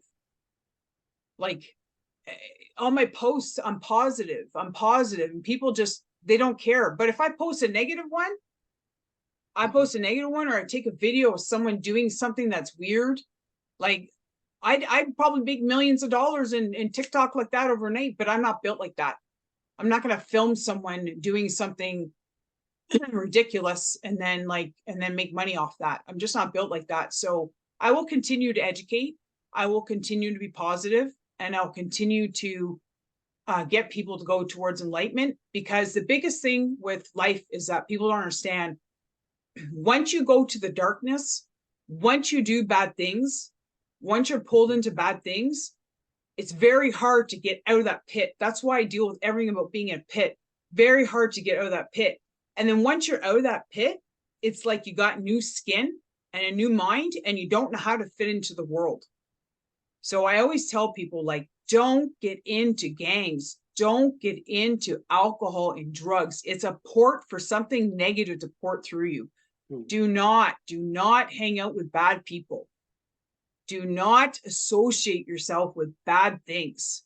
Do everything legit. Do everything by the book. It will work out in the end, because people think, especially like on social media, all of this darkness is glorified. I mean, it's just glorified. You got Yes. anorexic kids that are like, you Right. know, emulating, and that's a positive things for kids to starve themselves. You got rappers killing each other. You got people like beating each other up in the streets and people filming it. Like it just, and not only that, but the social media knows that people love that. So it just picks up the algorithm. Because I'm a crisis manager, your phone listens to you, as you know. I often Right. talk about things I have to. And then next thing I know, all of my social media all of a sudden is showing people being raped, showing people, kids being murdered, like there's so much crap there because the algorithm picks up on that. So it's like, Yes, very true. I even tell some of my clients, like, you got to watch your kids. Your kids are being raised by rappers. Your kids are being raised by thugs that think it's okay to put a bullet in someone. Like, it's just, there's so much work to do in this world, and it's endless. And I think, like my job will hopefully, like, until the day I'm gone, it'll never be done. But it's just, this world has so much room for good people like you and I, and good people I know, to get out there and really help people, because I don't know why, but it's easier to go dark than to stay to the light. Like, it's just so easy to give in and do bad things. Like, it's just, I don't know if we're just set like that as humans, but it's so easy to make a wrong decision rather than to choose the right decision. But what people don't understand is that when you choose the right decision, your life gets so much better. It takes time because you have to be patient. It's almost like God or the universe, whatever you want to call it, is testing you to make sure you're going to stay good. But once you stay good and you stay aligned, then you start aligning with the right people, like yourself.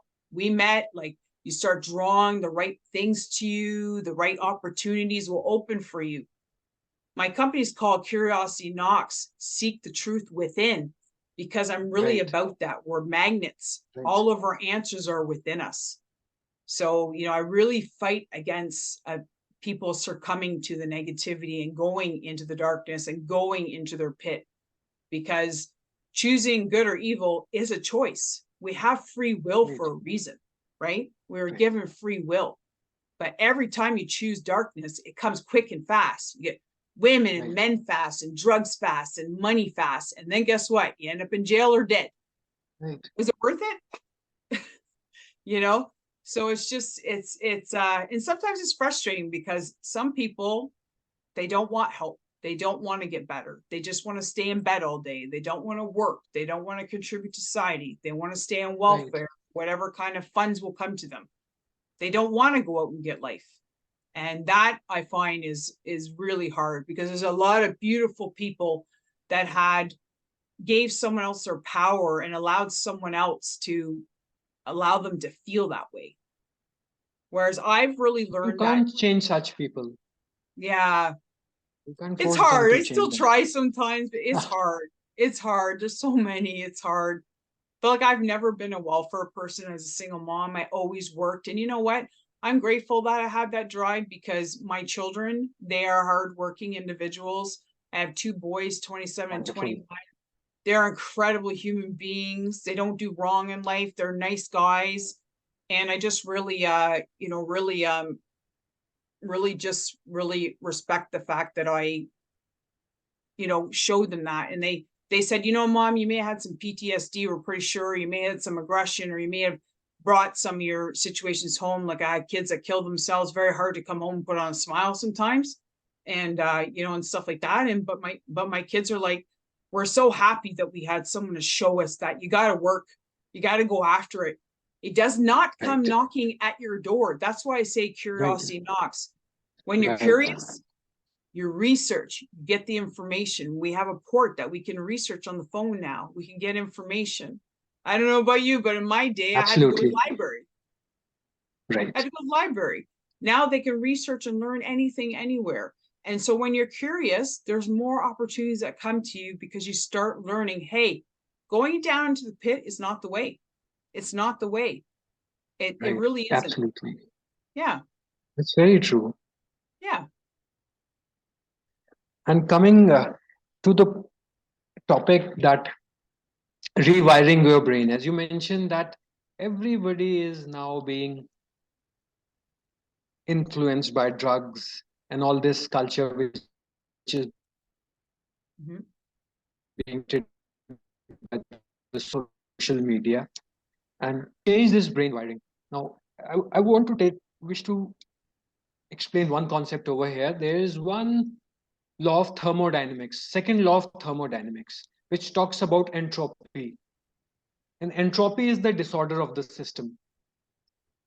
And if we have like one kg of ice ice that melts into 1 liter of water, and then it is heated and it evaporates. It becomes changes to gaseous state. So it is said that the entropy of water is higher than entropy of ice, and entropy of this gas is higher than the entropy of the water. So as ice changes into water, water changes into gas. Even if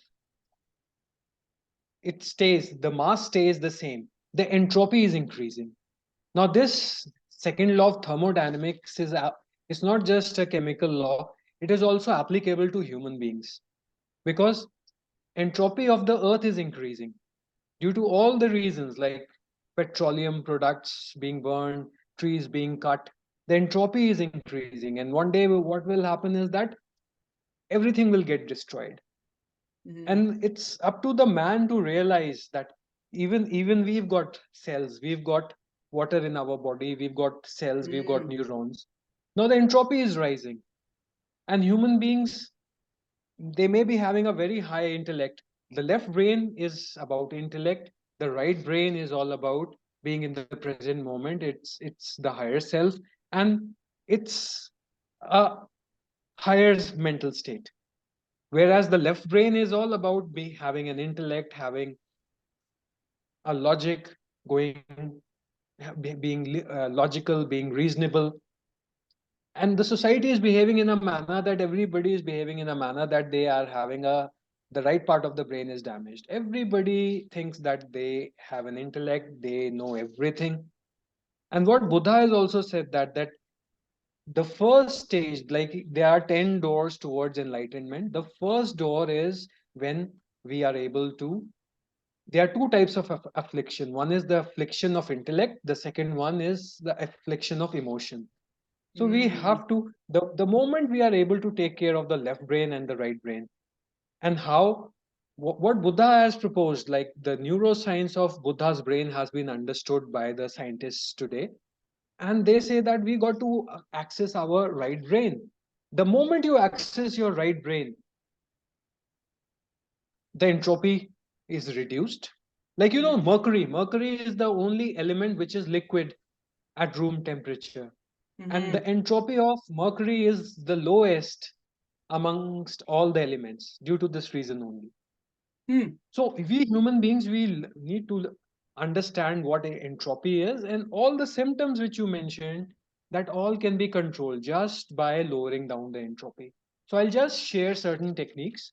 And and the first thing which I wish to tell is that in yoga philosophy, they might not be aware about the latest scientific researches which have happened, but they ancient sages in India, they knew very well about the sympathetic and the parasympathetic nervous system, and how energy moves through the various chakras in the body. And they had a very simple system. Like, we've got two nostrils. This is one is the left nostril, one is the right nostril. And there's a very simple technique. Throughout the day, as the mental status changes, the breathing pattern changes. So sometimes the left nostril is more dominant, sometimes both the nostrils are dominant, and sometimes the right nostril is dominant. And Wow. the entire the entire philosophy of understanding and changing your brain wiring is through the breath. And how that can be done, that I'll share with you. And for that, I need to explain a little bit about the sympathetic nervous system, which is all about fight or flight or freeze mode, and parasympathetic nervous system, which is rest and digest. So how to identify which state you are in just by the nostril. So if I ask you to check, just take your right hand, close your eyes, and then just check with your thumb, Okay. close the nostril, and then just breathe from the left side. See, take a long Close the breath. right one. Yeah. Close the right With your side. thumb. Yeah, just close the right nostril with your thumb and just check which one is dominant. Just take a breath from the left side, then with your little finger close the left nostril, breathe out, and then inhale from the right side, and just check from which side it is more dominant. I'm getting a lot more breath coming in the right side than the left. Okay. Like when I block my left side. Yeah. Hang on. Okay. Right now, my left nostril is more dominant, and this changes as My right side, it gets a lot more the right great, than the left. great. So this is the first thing. Now I'll tell you the secret. The secret is that when your left nostril is more dominant, that shows that your parasympathetic nervous system is activated. And when your right nostril is dominant, that shows there's an activation of the sympathetic nervous system. Now, just imagine yourself climbing the stairs or driving your car or doing some physical activity at that stage, or doing some mathematical calculation, or doing some activity which requires mental energy or physical energy. So Mhm. right nostril will be more dominant, or maybe both the nostrils will be dominant. One would be, let's say, 60%, the other one would be 40%, and it keeps on changing. Now imagine a situation: you come back home, it's evening, or you have your dinner, and it's like it's bedtime, and then you again got to check which nostril is more dominant. Now right now it is daytime, sympathetic nervous system has to be activated, so right nostril has to be activated.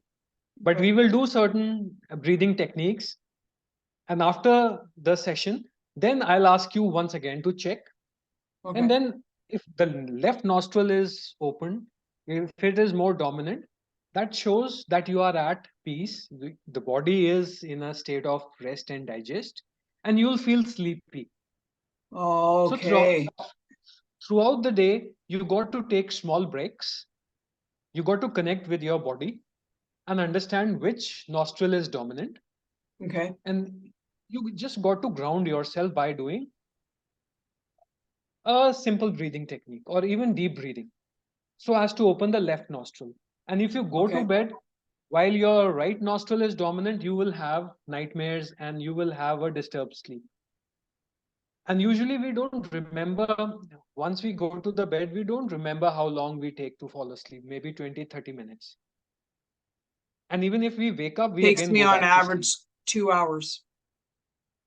Okay, so that's information for me. And So I jolt, like my body jolts. And sometimes when I'm trying to fall asleep, my son said okay, it's almost like I'm jolting and levitating. Like my body doesn't just go to sleep peacefully. It's like my brain right, doesn't want to sleep. yes. Yeah. So I now think it's the because I know first, I have nightmares. So it's almost like I'm nervous to go to sleep because I'll wake up in nightmares. Like I've woken up running in nightmares before, fighting, okay. like, yeah. So I suggest that you try these breathing techniques today. Okay. And if you feel that you after the session you will share your experience, and then I suggest that you continue them for about a week. Okay. It takes around, and in just 2 or 3 days your nightmares will stop. It all depends upon the practice, and these are very simple techniques. Mhm. But the most important thing is that throughout the day you got to take small breaks, and then you got to connect with your body and understand which nostril is more dominant. Okay. So suppose you are relaxing and your right nostril is dominant, that shows that you are in a fight or flight stage. And the moment you open your left nostril, and I'll share the techniques, and you might have seen the statue of reclining Buddha. Buddha is reclining like this. He's sleeping on his right side, and that's a meditative pose. And most of the Okay. people don't.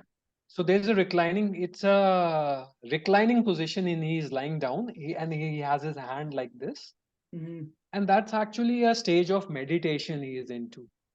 Okay. Because the moment you lie on your right side, the left nostril opens. And if you are lying on your left side, the right nostril will open and you'll have a disturbed sleep.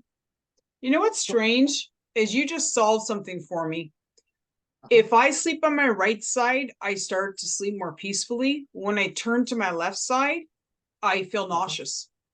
I get sick to my stomach in my sleep. Like I'll be sound asleep. And if I turn to my left side, I'm woken up with uh-huh. nausea. Weird, eh?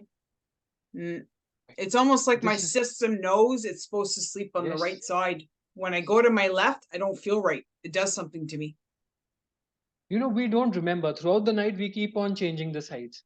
But it's always better to lie down in the Shavasana and then take the right side, and then you won't remember which side you're sleeping because you'll be changing the Mm. position. And one thing more I wanted to highlight through your channel was why women are more prone to all these disorders such as PTSD and anxiety. And it's all because of their anatomy. You would be surprised to know that the breathing apparatus which women have, that's actually inverted. So when a man breathes, it's first the belly breathing, then the lungs, and then upper parts of the chest. Okay. But when a woman is breathing, it's just the anatomy is different and the breathing apparatus is different. God Okay. has designed it in a manner that it is first, it is going to be the chest and then the lower belly. And this causes a lot of problems because all of us, males and females, we have forgotten how to breathe. We are not, Yeah, we are not doing, we are not breathing properly. And I what agree. breathing does Mm-hmm. is, when you do deep breathing, what happens? And you would have seen yoga practitioners telling you that your inhale has to be for this 5 seconds and your exhale has to be longer. What does that do? First of all, when you're inhaling, you're inhaling more oxygen. And when your exhale is longer, what is happening? That you are exhaling out more carbon dioxide. Mm-hmm. So the residual oxygen in the lung increases. Now, this gives signal to the brain 10 times the normal amount of nitrous oxide is created. So, on your own, you can change the neurochemistry inside the brain just by breathing. So, instead of taking medicines, the breath work, this is the impact of breath work. And this is how, the moment you close your eyes, we will experience that the neurons, they start firing in a different manner. So this is how we change the wiring. The moment you close your eyes are connected to the occipital lobe. So 50% of the energy which is being utilized by the brain, that stops. Yeah. And oxygen increases. So women are more prone to all psychological disorders because of the anatomy, and then because of the neurotransmitters during the periods which they are having, that causes a lot of variation. And then the fallopian tubes which women have, it is exerting a lot of pressure on the nervous system. Mm. So due to all these reasons, and women, there's a concept of self-silencing, that why women are more prone to depression and anxiety, because as a society we have forced women to silence themselves. Yeah. Because of various reasons, they've been silencing their emotions, Yeah. which is causing more Stop psychological nagging, problems. stop bitching, stop complaining, be the good girl you are. Zip it. Yeah. Right. So the Yeah. first thing which I am telling you is to connect to your body, and then you have to just check which nostril is more dominant. Okay. That's the first step. And Mm-hmm. if it is bedtime, or if you're relaxing, and or even you had a stressful meet and you have a 1 minute break, you just come out, you ground yourself, and you got to do a grounding technique. And you can do a body scan. So just breathe deeply, first connect with your body, do a body scan Mm-hmm. yourself from your feet till your head, and then do any of the activities which I tell you today. I'll be starting with a simple breathing technique. So there is no breath modulation in this. Mm-hmm. And in this technique, I'll be just giving you instructions. You First step was to just find out which nostril is more dominant. So Mm-hmm. in this, right now, your right nostril is dominant. Now I Mm-hmm. just want you to sit in a comfortable position, and there are certain mudras also. So the way we these are ancient mudras. The way we touch the thumb and the index finger, it has an impact on the nervous system. The mental Okay. status changes and the breathing pattern changes. So if I touch my, this is a dhyan mudra. If I touch my fingers like this, if Oh. I keep it like Mm-hmm. this thing, and I keep my hands, and if I do the breathing, it's okay. The concentration towards the breath improves. Now, if I touch in the middle of my hands, Mm-hmm. the middle part of my thumb, if I touch it with my index finger, just middle, and Okay. I fold it like this, and I keep my hand like this time it is going to be intercostal breathing, slightly deeper than the Gyan Mudra. Yeah, I can So feel the that, difference. and the Wow, I can third, feel that. yeah. So it's all connected. It's connected to our nervous system. And the third mudra, which I'm telling you, is the Vayu Mudra. This is most important, that we touch the index finger at the base of the thumb and you just press this. So automatically you will be able to do belly breathing. Yeah, So I feel I that. just want you to close your eyes. Feels so weird. Just Okay. automatically. So you have to sit in this Vayu Mudra and bring all your awareness. Imagine you are sitting in your room. Imagine that you are in a safe space. Imagine that your feet are touching the ground. And imagine the touch, the sensation which you have in your feet. You are connected to Mother Earth. Feel you are safe.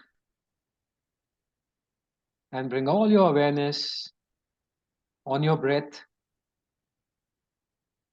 And take a long breath. Inhale and exhale slowly. You have to inhale through your nose and exhale through your nose. Inhale and exhale through your nose only. If the nose is blocked, then you can use your mouth. Otherwise, try to inhale and exhale through your nose and feel the relaxation. Now, I'll be using a chant, Soham. As I say so, you have to inhale. As you have to exhale. So take a deep breath and inhale. So, hum. So, hum. So, hum. So, hum. So, you can use a chant, breathing in one, breathing out one, breathing in two, breathing out two, breathing in three, breathing out three, breathing in four, breathing out four. Keep your eyes closed, keep breathing. Your mind will wander, many thoughts will come. Accept whatever thoughts are coming. And then again, bring all your awareness on your nostrils. Now you have to watch and observe each and every breath.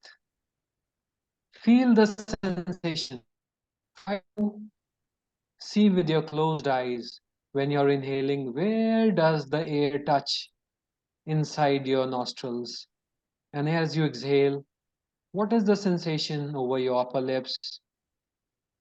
As you inhale, where is the air touching inside your nostrils? What exactly is the sensation? And as you exhale, feel the relaxation and the sensation in your nostrils.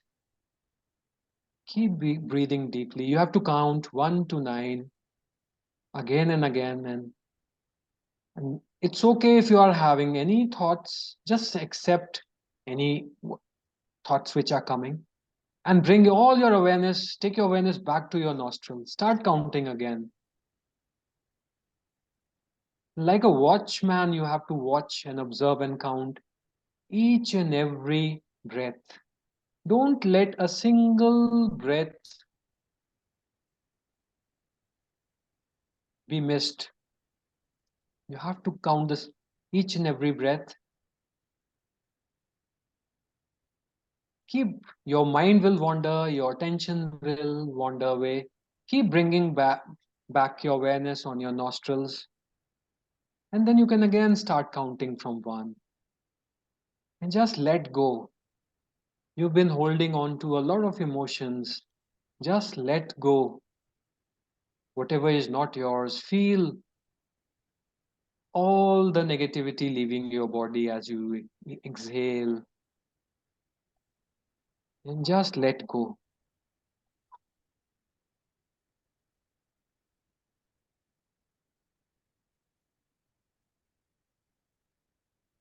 I'll be quiet for a while now. Just keep your eyes closed and just keep counting Soham or 1 or 2, 3.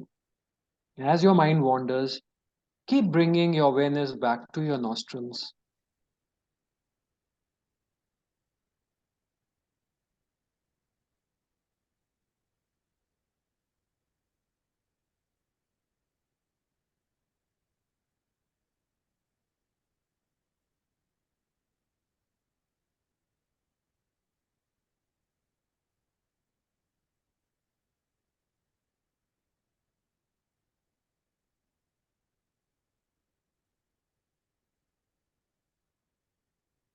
And just relax, loosen up, loosen up your brows.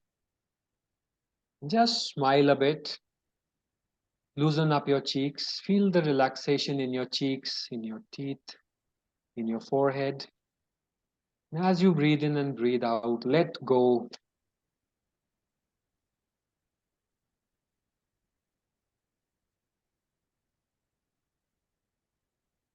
Loosen up your hands and just relax. Now breathe normally, the way you breathe. Just breathe normally.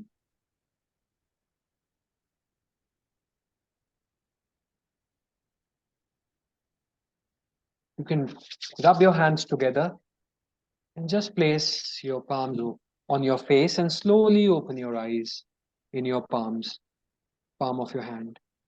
Slowly open your eyes.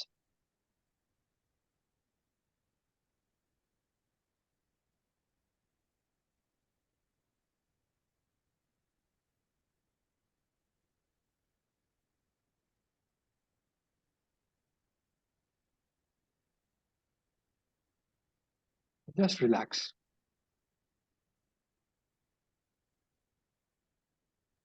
Okay. This was just a grounding technique, and this Oh, will I'm help you feeling ground. see how like sleepy I look. So listen, first of all, Yeah. I do breathing exercises in my course and I do meditation stuff in my course because I had to learn that. But for those 5.5 years I did therapy, I was never taught about breathing at all. Okay. Nobody has ever taught me anything like that about breathing. And the Okay. other thing, it's funny what was coming to like, so the top half of my body is super relaxed, but I start to get like cramps in my back, Okay. like a cramping feeling in the lower half of my body right now. Like it's all little cramps everywhere. And I'm realizing like what was coming to my mind, because you said the thoughts will come in, is I heard two things. I heard Okay. the first thing I heard, like a whisper in my mind, was I never relax and I don't take breaks. So Okay. that's an issue I Okay. need to work on, because Okay. even when you were Great. talking earlier, I realized I don't take breaks. I'm go, go, go. Every Great. minute of my day, I don't allow myself a break. So that's one issue I need to work on.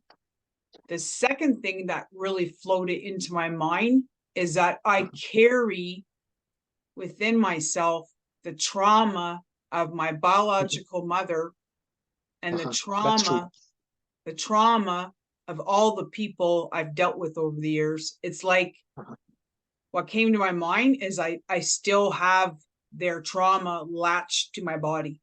Like I know it sounds strange, but I It's not started strange. It's true. I started seeing, like when my eyes were closed, like all these little like a white smudge, like almost looked like a little white air coming at me from all over, like all different kinds.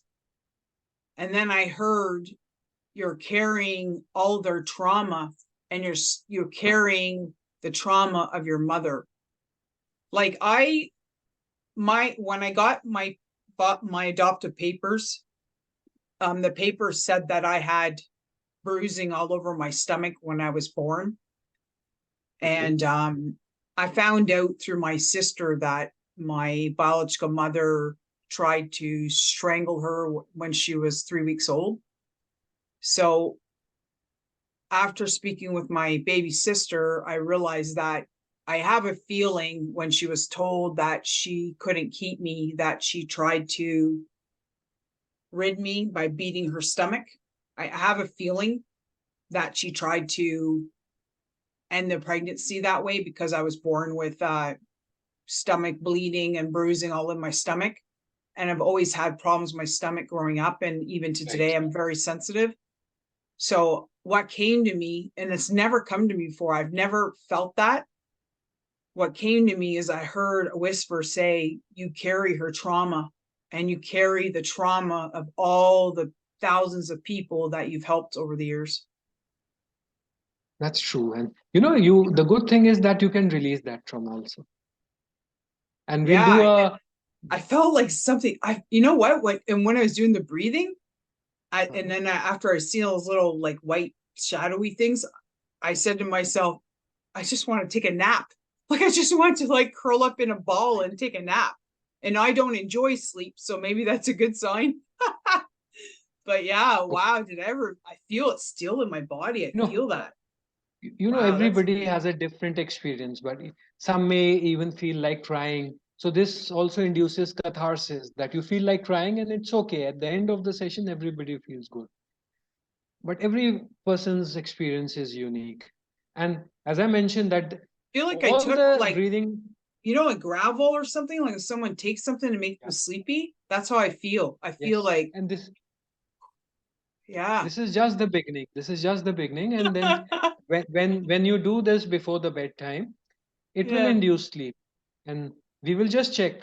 Now this was just the grounding exercise, Yeah, and I this do this is a I feel grounded, like especially when I had the the face over the hand over the eyes, I felt something. Yeah. yeah, and this is a Buddhist technique. This is how Buddha got enlightenment, and Wow. it improves your attention and concentration. Yeah. And And I feel over a smiley. over, Like I feel like I feel like I want to smile. I don't know. It's weird. It's a weird and feeling. It's a over good a feeling, but it's like, over a you know. period of like everybody who's a practitioner, over a period of time you realize, and the new doors open, and this reduces the entropy also. So now I'll be teaching you the pranayam exercises, the breath work. This was Okay. not in this, the first breathing technique, there is no breath modulation, and I have kept it just for the sake of grounding, which is very, very important. And Yeah. now you start with the first pranayam, which is going to be left nostril breathing. Okay. Now, now there are certain rules. All the pranayama, we won't be using the left hand. So left hand will be in Vayu Mudra, the way I told you, index finger touching the base of the thumb, and the thumb is like this. Okay. And we'll be using our right hand always. And all the breathing exercises now, which I'm going to tell you, the first breath has to be taken from the left nostril. And as the name suggests, the name of the breath work is left nostril breathing. Okay. And as I told you that the left side of the nostril, this is as per the yoga philosophy, this is the moon nadi, this is the lunar pathway, and the right nostril, that's the pathway for the sun. So we will be using left nostril breathing, we'll be doing left nostril breathing, right hand, the index finger touching the thumb like this.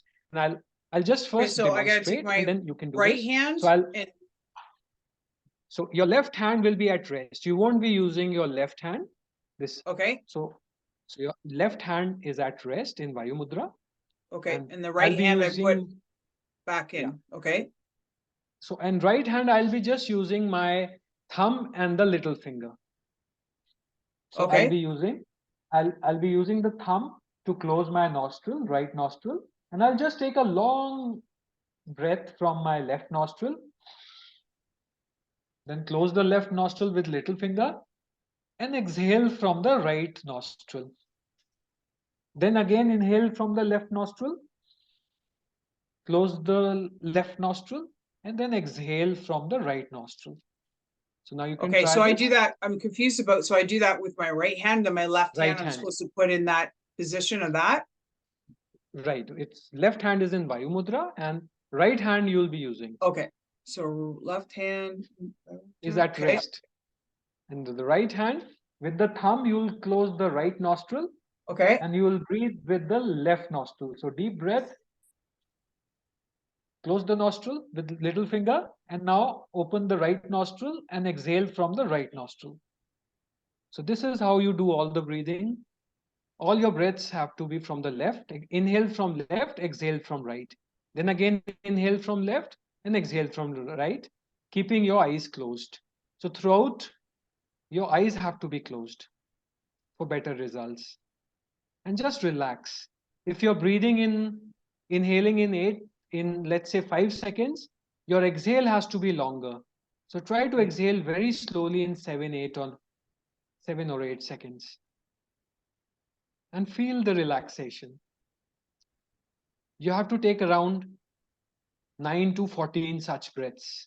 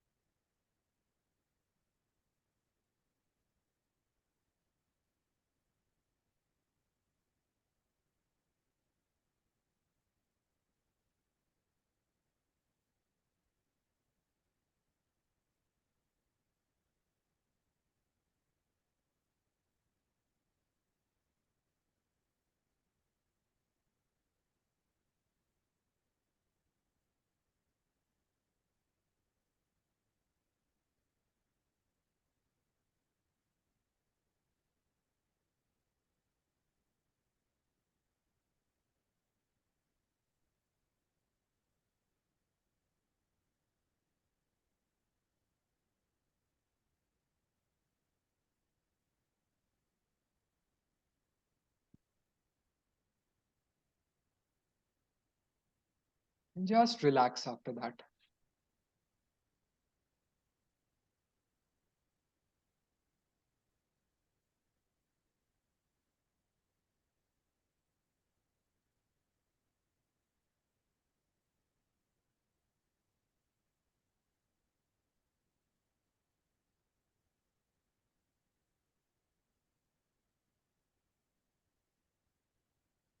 Just relax and do the deep breathing now for 1 or 2 minutes. Same technique. So breathing in 1, breathing out 1, breathing in 2, breathing out 2, and keep all your awareness on your nostrils. You have to watch each and every breath and feel the sensation of the air inside your nose when you inhale. Where is it touching inside your nostrils? And as you exhale, what is the sensation happening inside your nose and over your upper lips? All your awareness is centered around the nostrils. No matter what thoughts are coming, accept them. And again, bring your awareness back to your nostrils.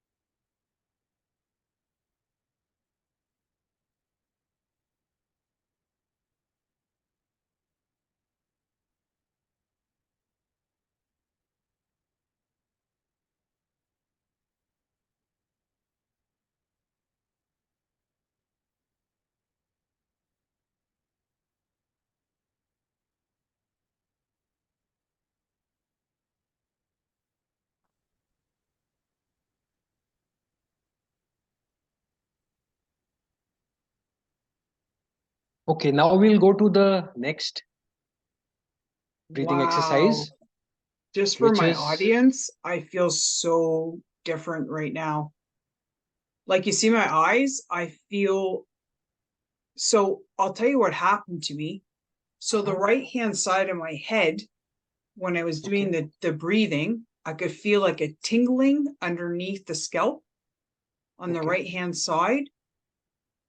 Then the cramps went away in my back, and it's like something lighter moved through my body lower, and then my lower half started to tremble. And then as you kept making me go, it stopped trembling, and now I feel light and my whole body feels even now.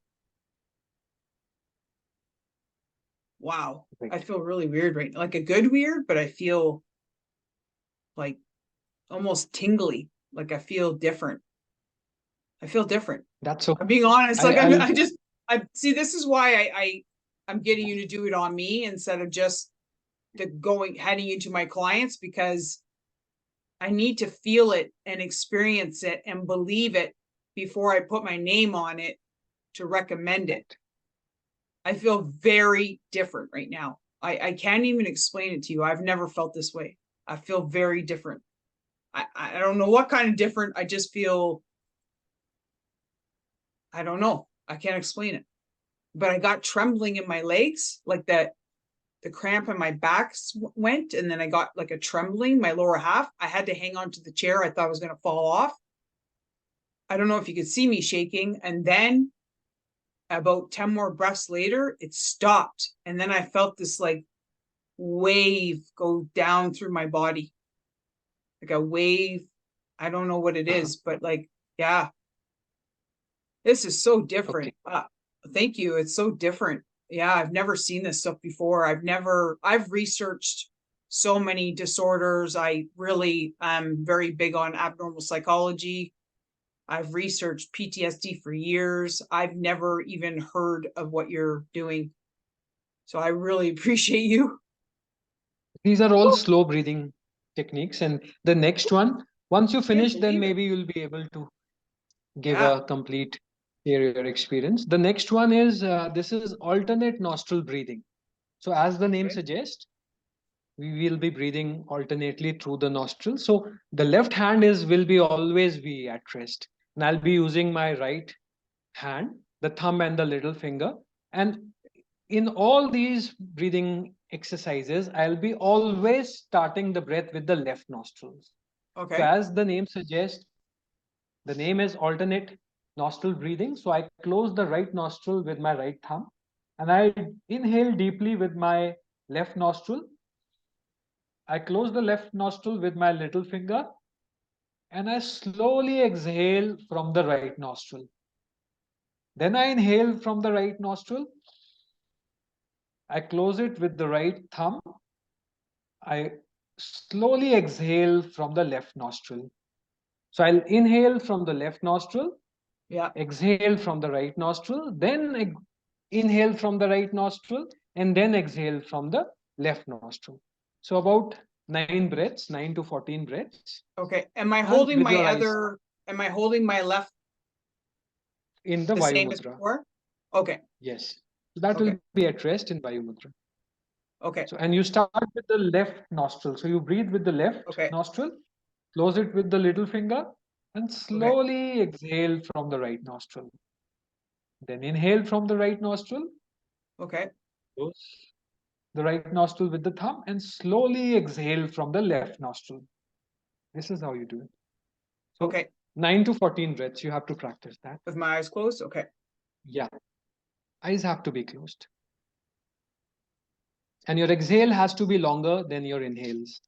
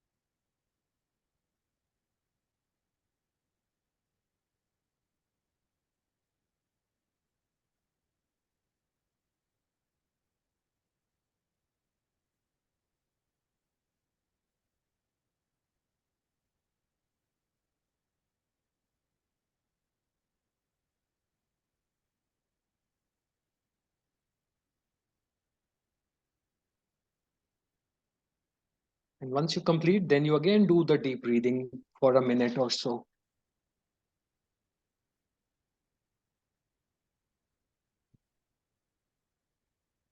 Just deep breathing. No voice, no, sorry, breath modulation.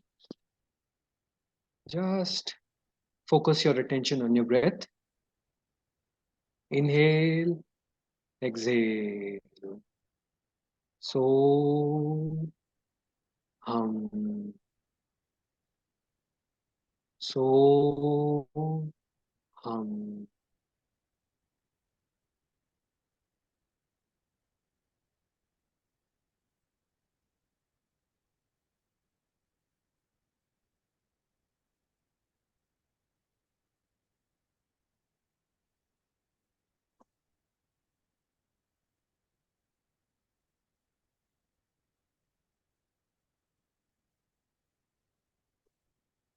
Feel relaxation in your body as you exhale. And just loosen your brows, soften your brows, loosen up your shoulders. Just bring all your awareness on your nostrils. And just watch your breath.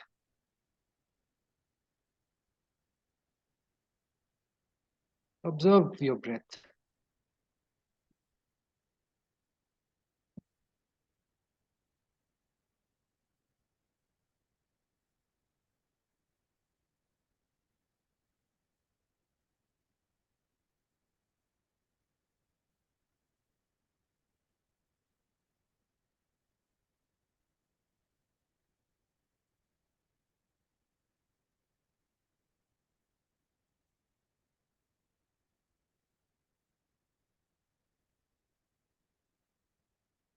Just relax now.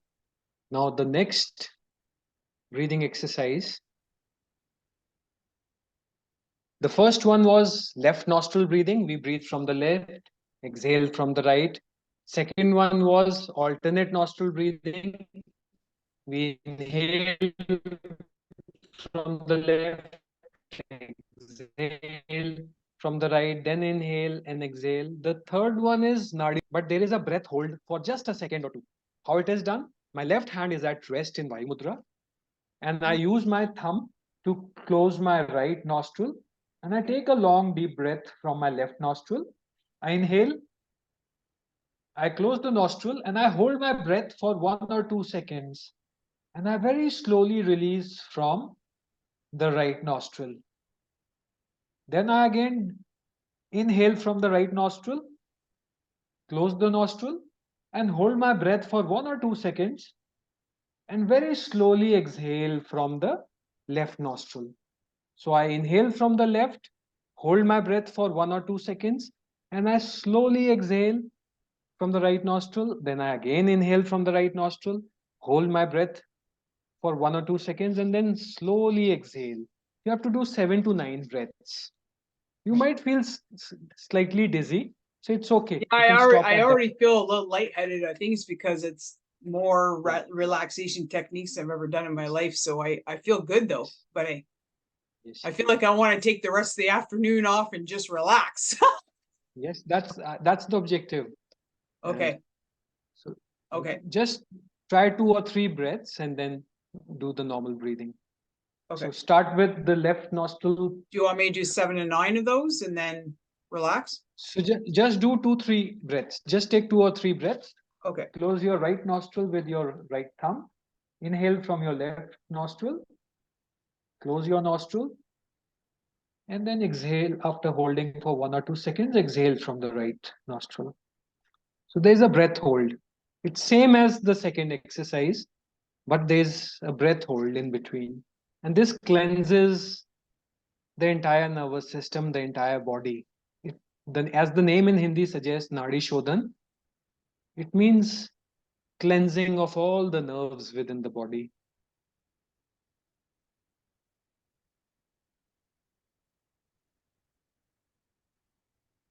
And just relax now. Just normal breathing.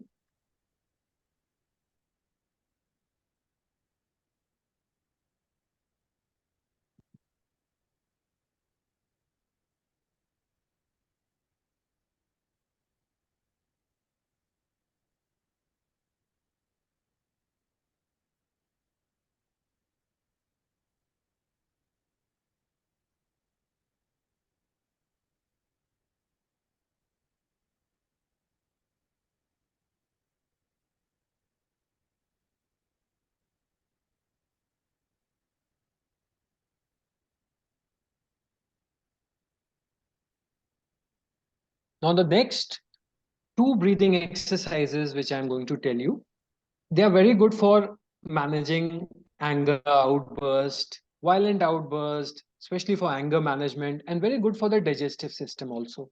And it has a cooling effect. So ideally, it should be done in the summers. And it has a very cooling effect on the nervous system and very good for your digestion. And the name is Sadanta. Both the hands are going to be in the Vayu Mudra, the index finger touching the base of the thumb.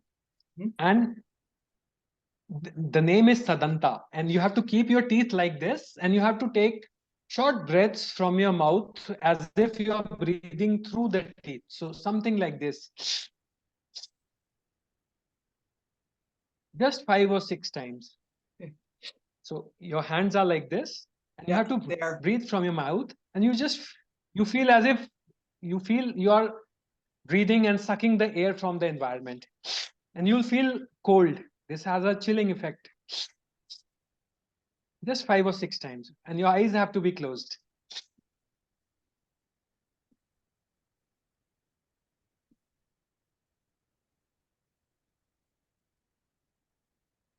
Feel the cold? I do. Not more than 5 or 6 times. Otherwise, so not more I than feel five, it. 6 Yeah, I times. know. I got like a shiver down my back. Yeah, I feel that. I'm lucky though. I've been able to get the anger under control, but sometimes sometimes it And this still is very comes. good for the digestion also. Very good for digestion also. So do it again? No, not more than 5 or 6 times is more than sufficient. Okay. And the next one is pranayam known as Ujjayi breath. This is a victory pranayam. And this is very simple. I don't know.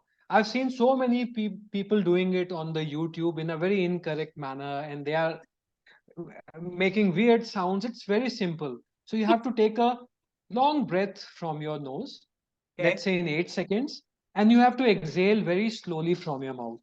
So as if you are inhaling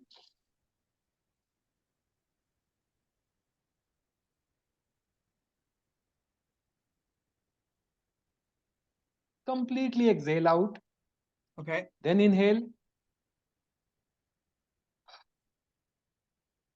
You know, sometimes you go shopping and you come back and you say, oh, I'm so tired. So that has the same effect. We are just exhaling more carbon dioxide out from our system. And this also has a very calming effect. Exhale completely from your mouth. Inhale. Exhale.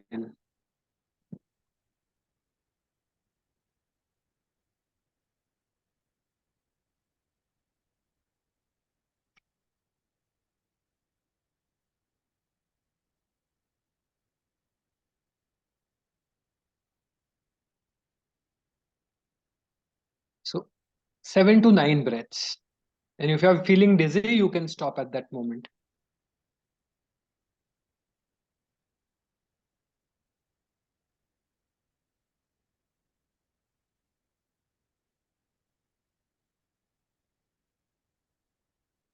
Just relax, relax.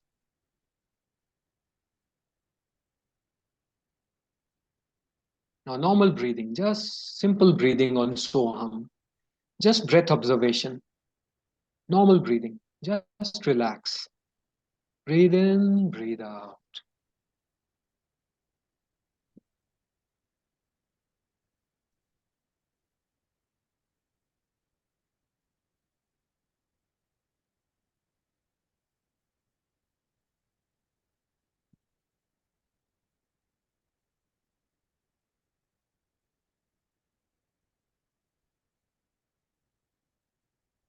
Now, the next one, the next breathing exercise. Look at my eyes.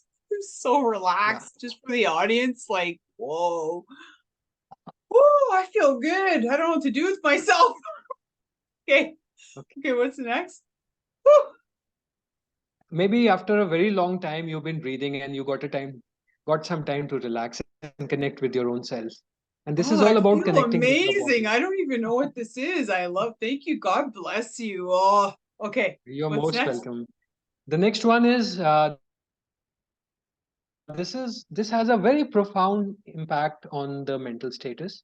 And suppose you have a 1 minute break, and in just 1 minute or 30 seconds you want to refresh yourself, or you are lying down in the bed and you are unable to fall asleep. If you do this, automatically you'll feel refreshed and you'll feel all the tension is gone. This is humming, and this is very simple. That symbolically we close all our senses. So the index finger touching the brow, this one near the nose, mouth, and then I close both my ears with the thumbs, and I just inhale. And as I exhale, I make a humming sound, like I'm humming.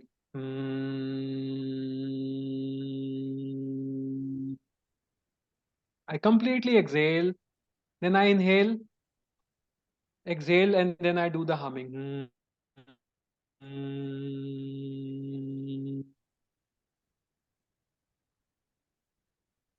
If you want Okay, to so immediately disconnect from unwanted I have thoughts, to I humming have is to very close my effective. ears, right? And do it? Close Yes, your you have to ears? close your ears. Yes, How you many have to times close do I your do it? ears just 3 times. Okay. Take a long breath, and as you exhale, you do the humming. Okay.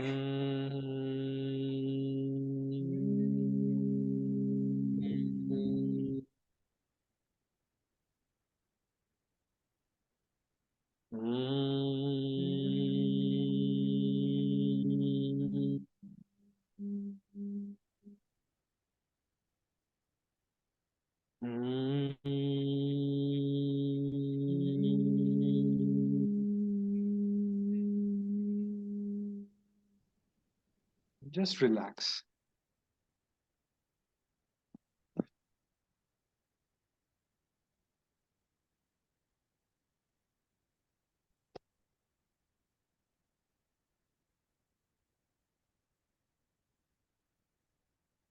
Just relax.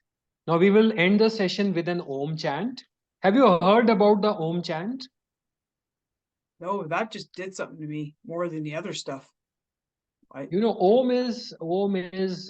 the Om chant is the sound of the universe, and it has all the five vowels: a, u, o, o. So all the five vowel sounds are there, and it's the sound present in the cosmos.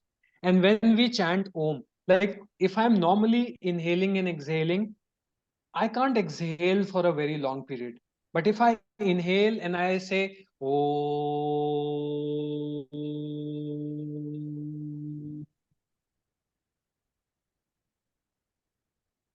for a very long time, I can exhale. So my exhale will be very longer. So more carbon dioxide, more residual oxygen, more nitrous oxide in the brain.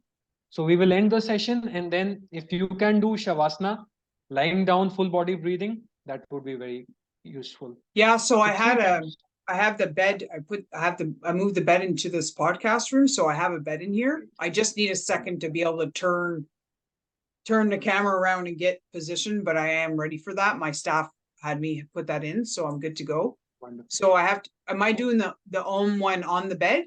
We'll do the Om chant here. So your Okay. both your hands in the Vayu Mudra, eyes Okay. closed, and just take a deep breath. And as you exhale, you have to say Om. So just take a deep breath.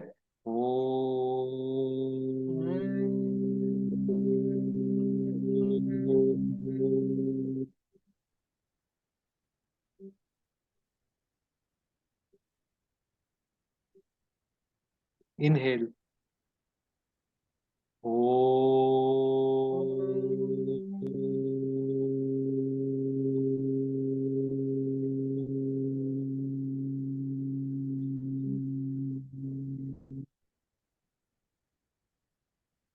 Inhale.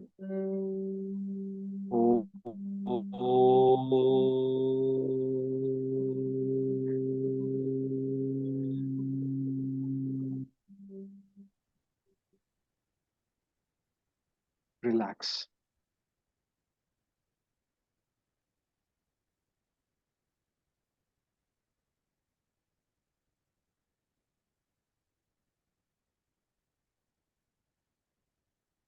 You can just lie down on the bed, on your Okay. back, and hands. Wow, Just I swear to God, I just put 5 years back on my life. I feel so different. I feel good. Feel good different. Okay, I just gotta great. just give me a second. I just gotta spin this That's around okay. and Take see your if I time. can. Yeah, I'm just gonna see how I can do it.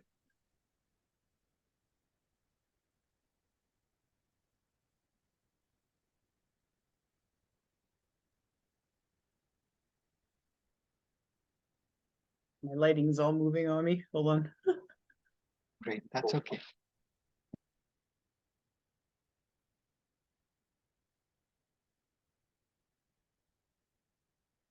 Okay, I'm gonna have to kind of get on the bed and then see. You have to just lie down and just relax. And this is just like sleep hygiene. And Yeah. I'll be giving you certain instructions, and you have to just follow them. Just listen to my voice and relax. Just want Just the lie down. to see me, but I don't know if they can really see me, but they get the concept anyways that I'm laying down the bed. Okay. That's Okay, okay. we're good. You have to Okay. just relax and keep your hands palm facing upwards the sky next to your body, and just relax. Take Yes, a deep breath. like that. I'm done. Not like this. Not just straight. Just let Straight loose down your like hands. that. Yeah. Okay. Okay. Down next to your body. Yeah. And just Okay. relax. Take a deep breath. Just relax. You have to now, this is what I call sleep hygiene. Though we all know how to sleep, but as you lie down, you bring all your awareness on your nostrils, and you take a deep breath and exhale. And you visualize that you're lying, your bed is on top of a wave in the sea. And as you breathe in, the wave is going up. As you breathe out, wave is going down. Feel the sensations, and you have to watch each and every breath. Many thoughts will come, but keep bringing your attention back to your nostrils. Take a deep breath and relax, loosen up, loosen. Bring all your attention on your ankles. You're relaxing. Feel your feet are relaxing. Your ankles are relaxing. The shin bone is relaxing. There might be some little sensation. Feel your knees are relaxing. Your thighs are relaxing. Your private parts, the abdominal area is relaxing. Feel your lungs are relaxing. Your heart is relaxing. Your shoulders are relaxing. Your hands are relaxing. Bring all your awareness on your nostrils and smile. Visualize yourself lying down in a bed and smiling. Your jaws are relaxing. Feel the relaxation in your eyes. Loosen your hands. Loosen your brow. And just relax. Keeping your awareness on your nostrils. Now you have to watch each and every breath and feel that you are breathing from each and every pore of your body, not just your nostrils or the nose. Each and every cell on your skin is breathing. Feel that. And just keep your awareness centered around the breath. If the thoughts are coming, accept them. And I'm going to be quiet for the next couple of minutes. You have to just lie down. Just keep breathing. And if thoughts are arising, you accept whatever thoughts are coming and bring your awareness back to your nostrils and feel the sensation in your nose as you breathe in, as you breathe out.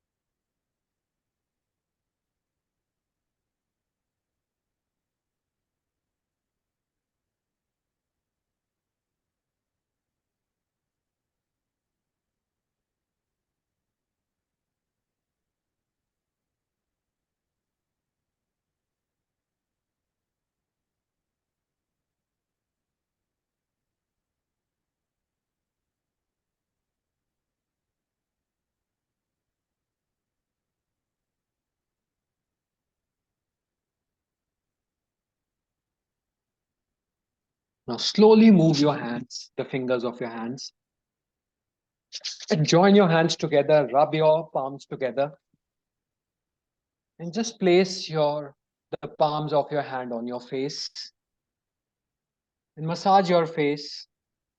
Very slowly open your eyes, and very slowly you can get up and just sit and relax.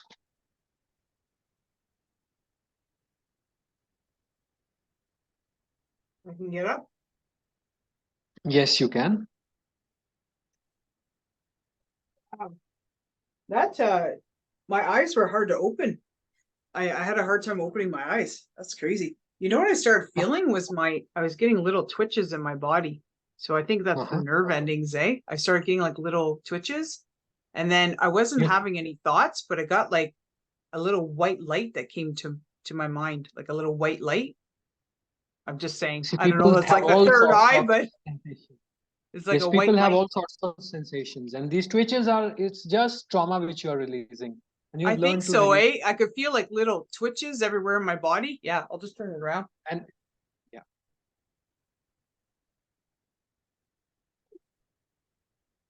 Sorry. And now you got to Wow. check again your nostrils. Which nostril is more dominant? Oh, I see what you mean. Yeah. Okay. Woo, So I just feel close your good. eyes and just check which one is more dominant, or both are open now. Which one is more left or right? Now you got to check that again. Okay. So I just plug one in and try it. Yeah. Yeah. Which one is more dominant? Mine right now, both are open.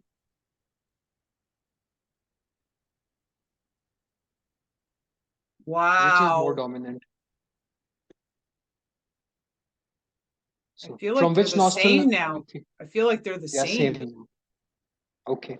Okay. That's a good sign. And usually I find the left's a bit they are the stronger same, or now. the left nostril becomes more dominant. Yeah, That's it's a very little more, nice. So it's a that shows tiny that more your dominant. right. So something Wow. like 60% left, 40% right. Yeah, it like it almost feels the same, but I feel like my left is a tiny bit more strong now than the right. See, now this is the secret, that before you Wow. go to sleep, you have to either have your both the nostrils open, or the left one should be more dominant, or it will happen with practice. What happens is that you got to open your left nostril as you go to sleep. If you go to bed with the right nostril more dominant, you won't be able to fall asleep.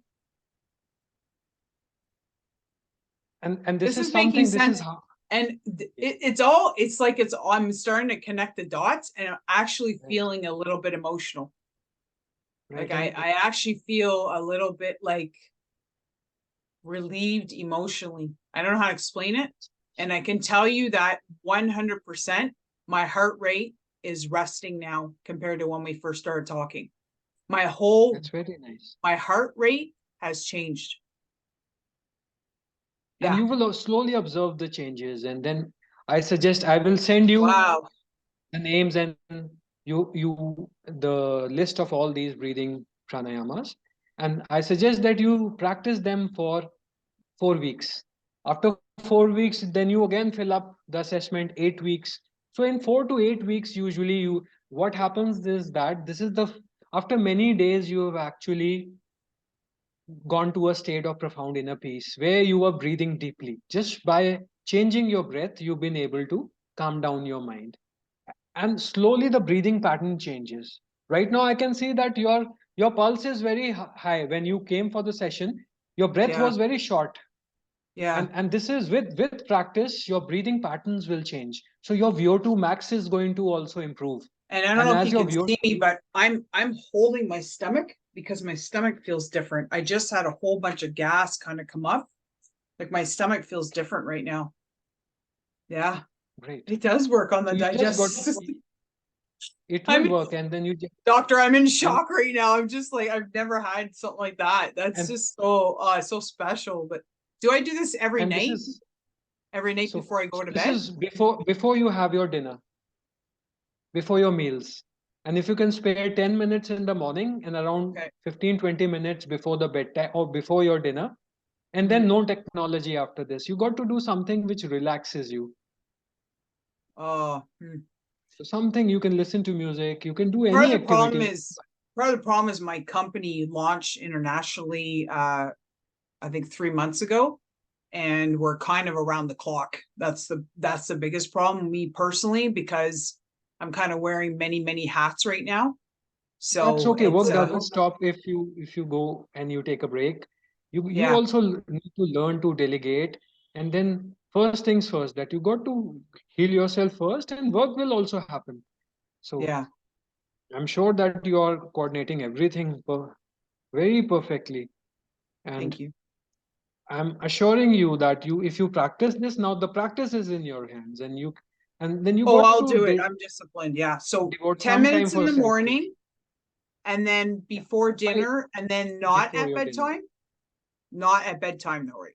No, just before bedtime, you can do the simple breathing exercise, which was Okay. so and again and again, you have to bring your awareness on your nostril. And this is very Yes. difficult No, it because actually we as really helped me because I kept, your mind goes to wander, and then I kept hearing your voice come back. So I just kept focusing and focusing.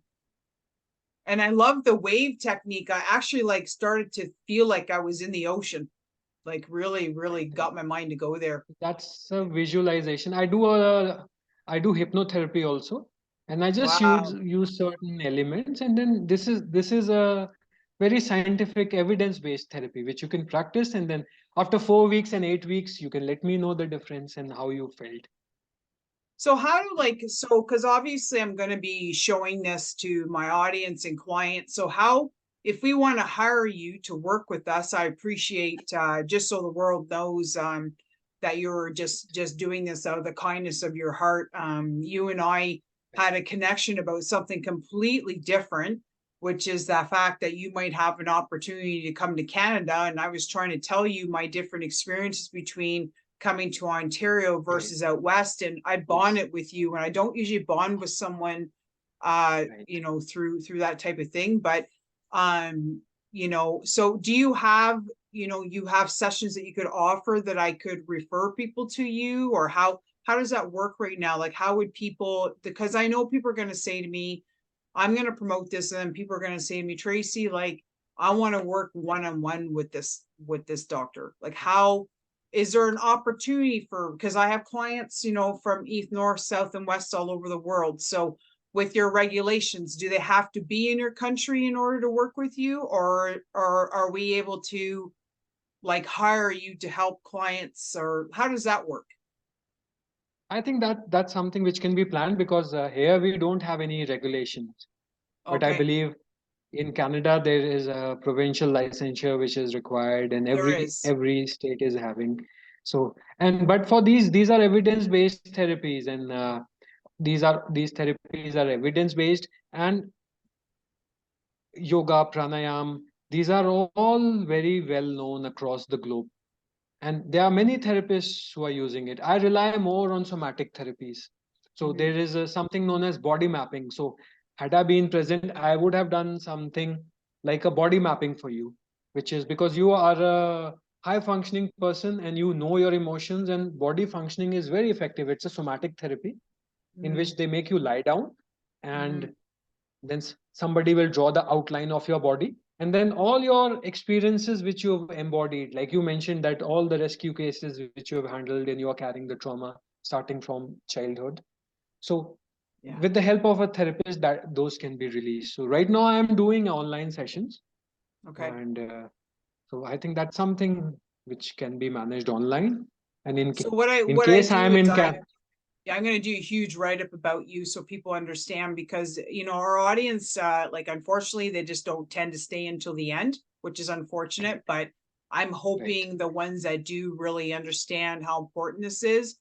I put my life on it right now. I feel completely different than before I met you. I don't know what you did to me, but I just feel so, I feel so peaceful. I can't explain it. And as a child, in grade school, they always have the class, you got to take a piece of paper and you have to draw all the Uh-huh. things you want in life. And everybody draws like, I want a car and a hot blonde wife, or I want this and that. I always drew the world and I put inner peace. Right.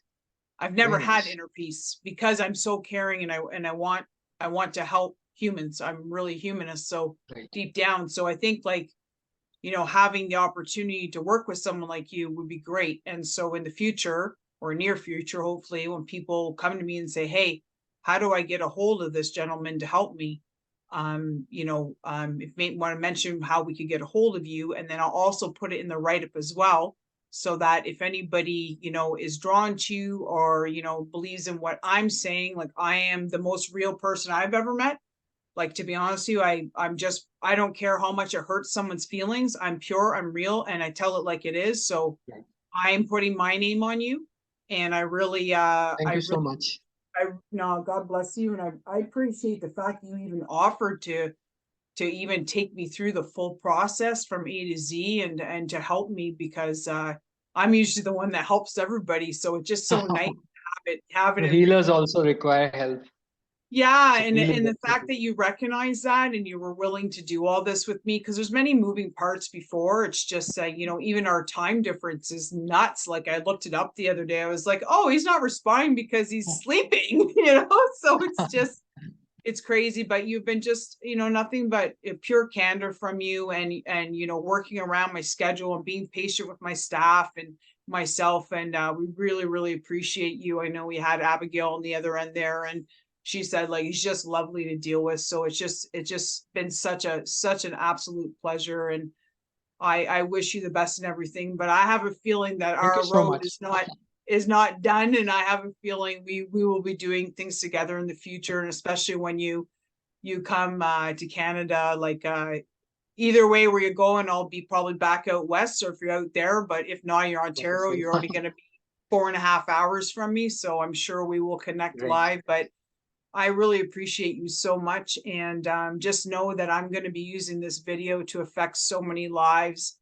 And, even if we just reach one, I mean, it would just be such a blessing. That's actually, yes, it's very important. And if somebody Yeah, follows your video, then I'm sure that people will be benefited. absolutely. I'm getting emotional. Actually, I'm not an emotional person, which is weird. I have a very hard time showing feelings, but I actually feel emotionally different in my body. Like, and it's funny because I've That's had okay. many people over the years like, Okay. Trace, you just need a good cry. And I'm like, I feel so good right now.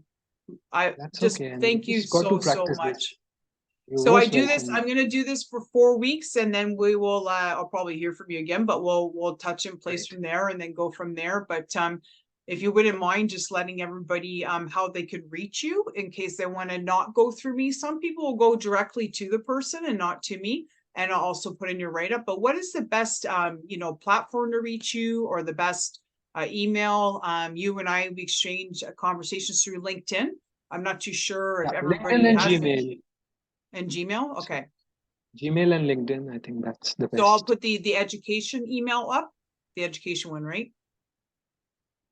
You have two emails I've been dealing with, That so one. I use Yeah. So the one education. dvv0415@gmail.com, not the educational one, the other one, the Gmail one. The Gmail one. Okay. Okay, sounds good.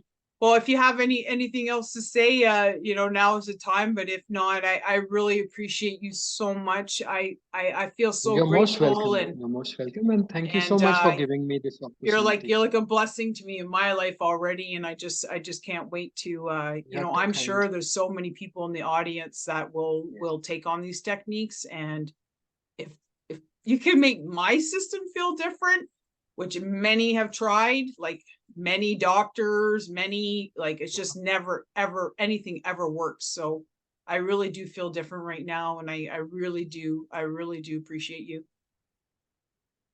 Yes. Thank you so much for giving me this opportunity. And as I said, that please do practice this and just let me know. And I'm just a phone call away. Okay, well, I'll be thank more you than so happy to much. share my knowledge. Thank you so much, and God bless you. And I'm going to sign off God now, bless and you I too. wish you a very blessed Sunday. And that's the other thing, audience. He's doing this out of his own time on a Sunday, and just such a miracle in itself. But I appreciate you, and I will definitely talk to you soon. And I'll let you know when it's going live as well. And Great. and then you can spread it across the world as well. Okay. Thank you so much. Thank Have a you, great kind day. sir. Thank you so much. God Bye-bye. bless you. Take care. God Bye-bye. bless you too. Bye-bye. Take care. Bye-bye.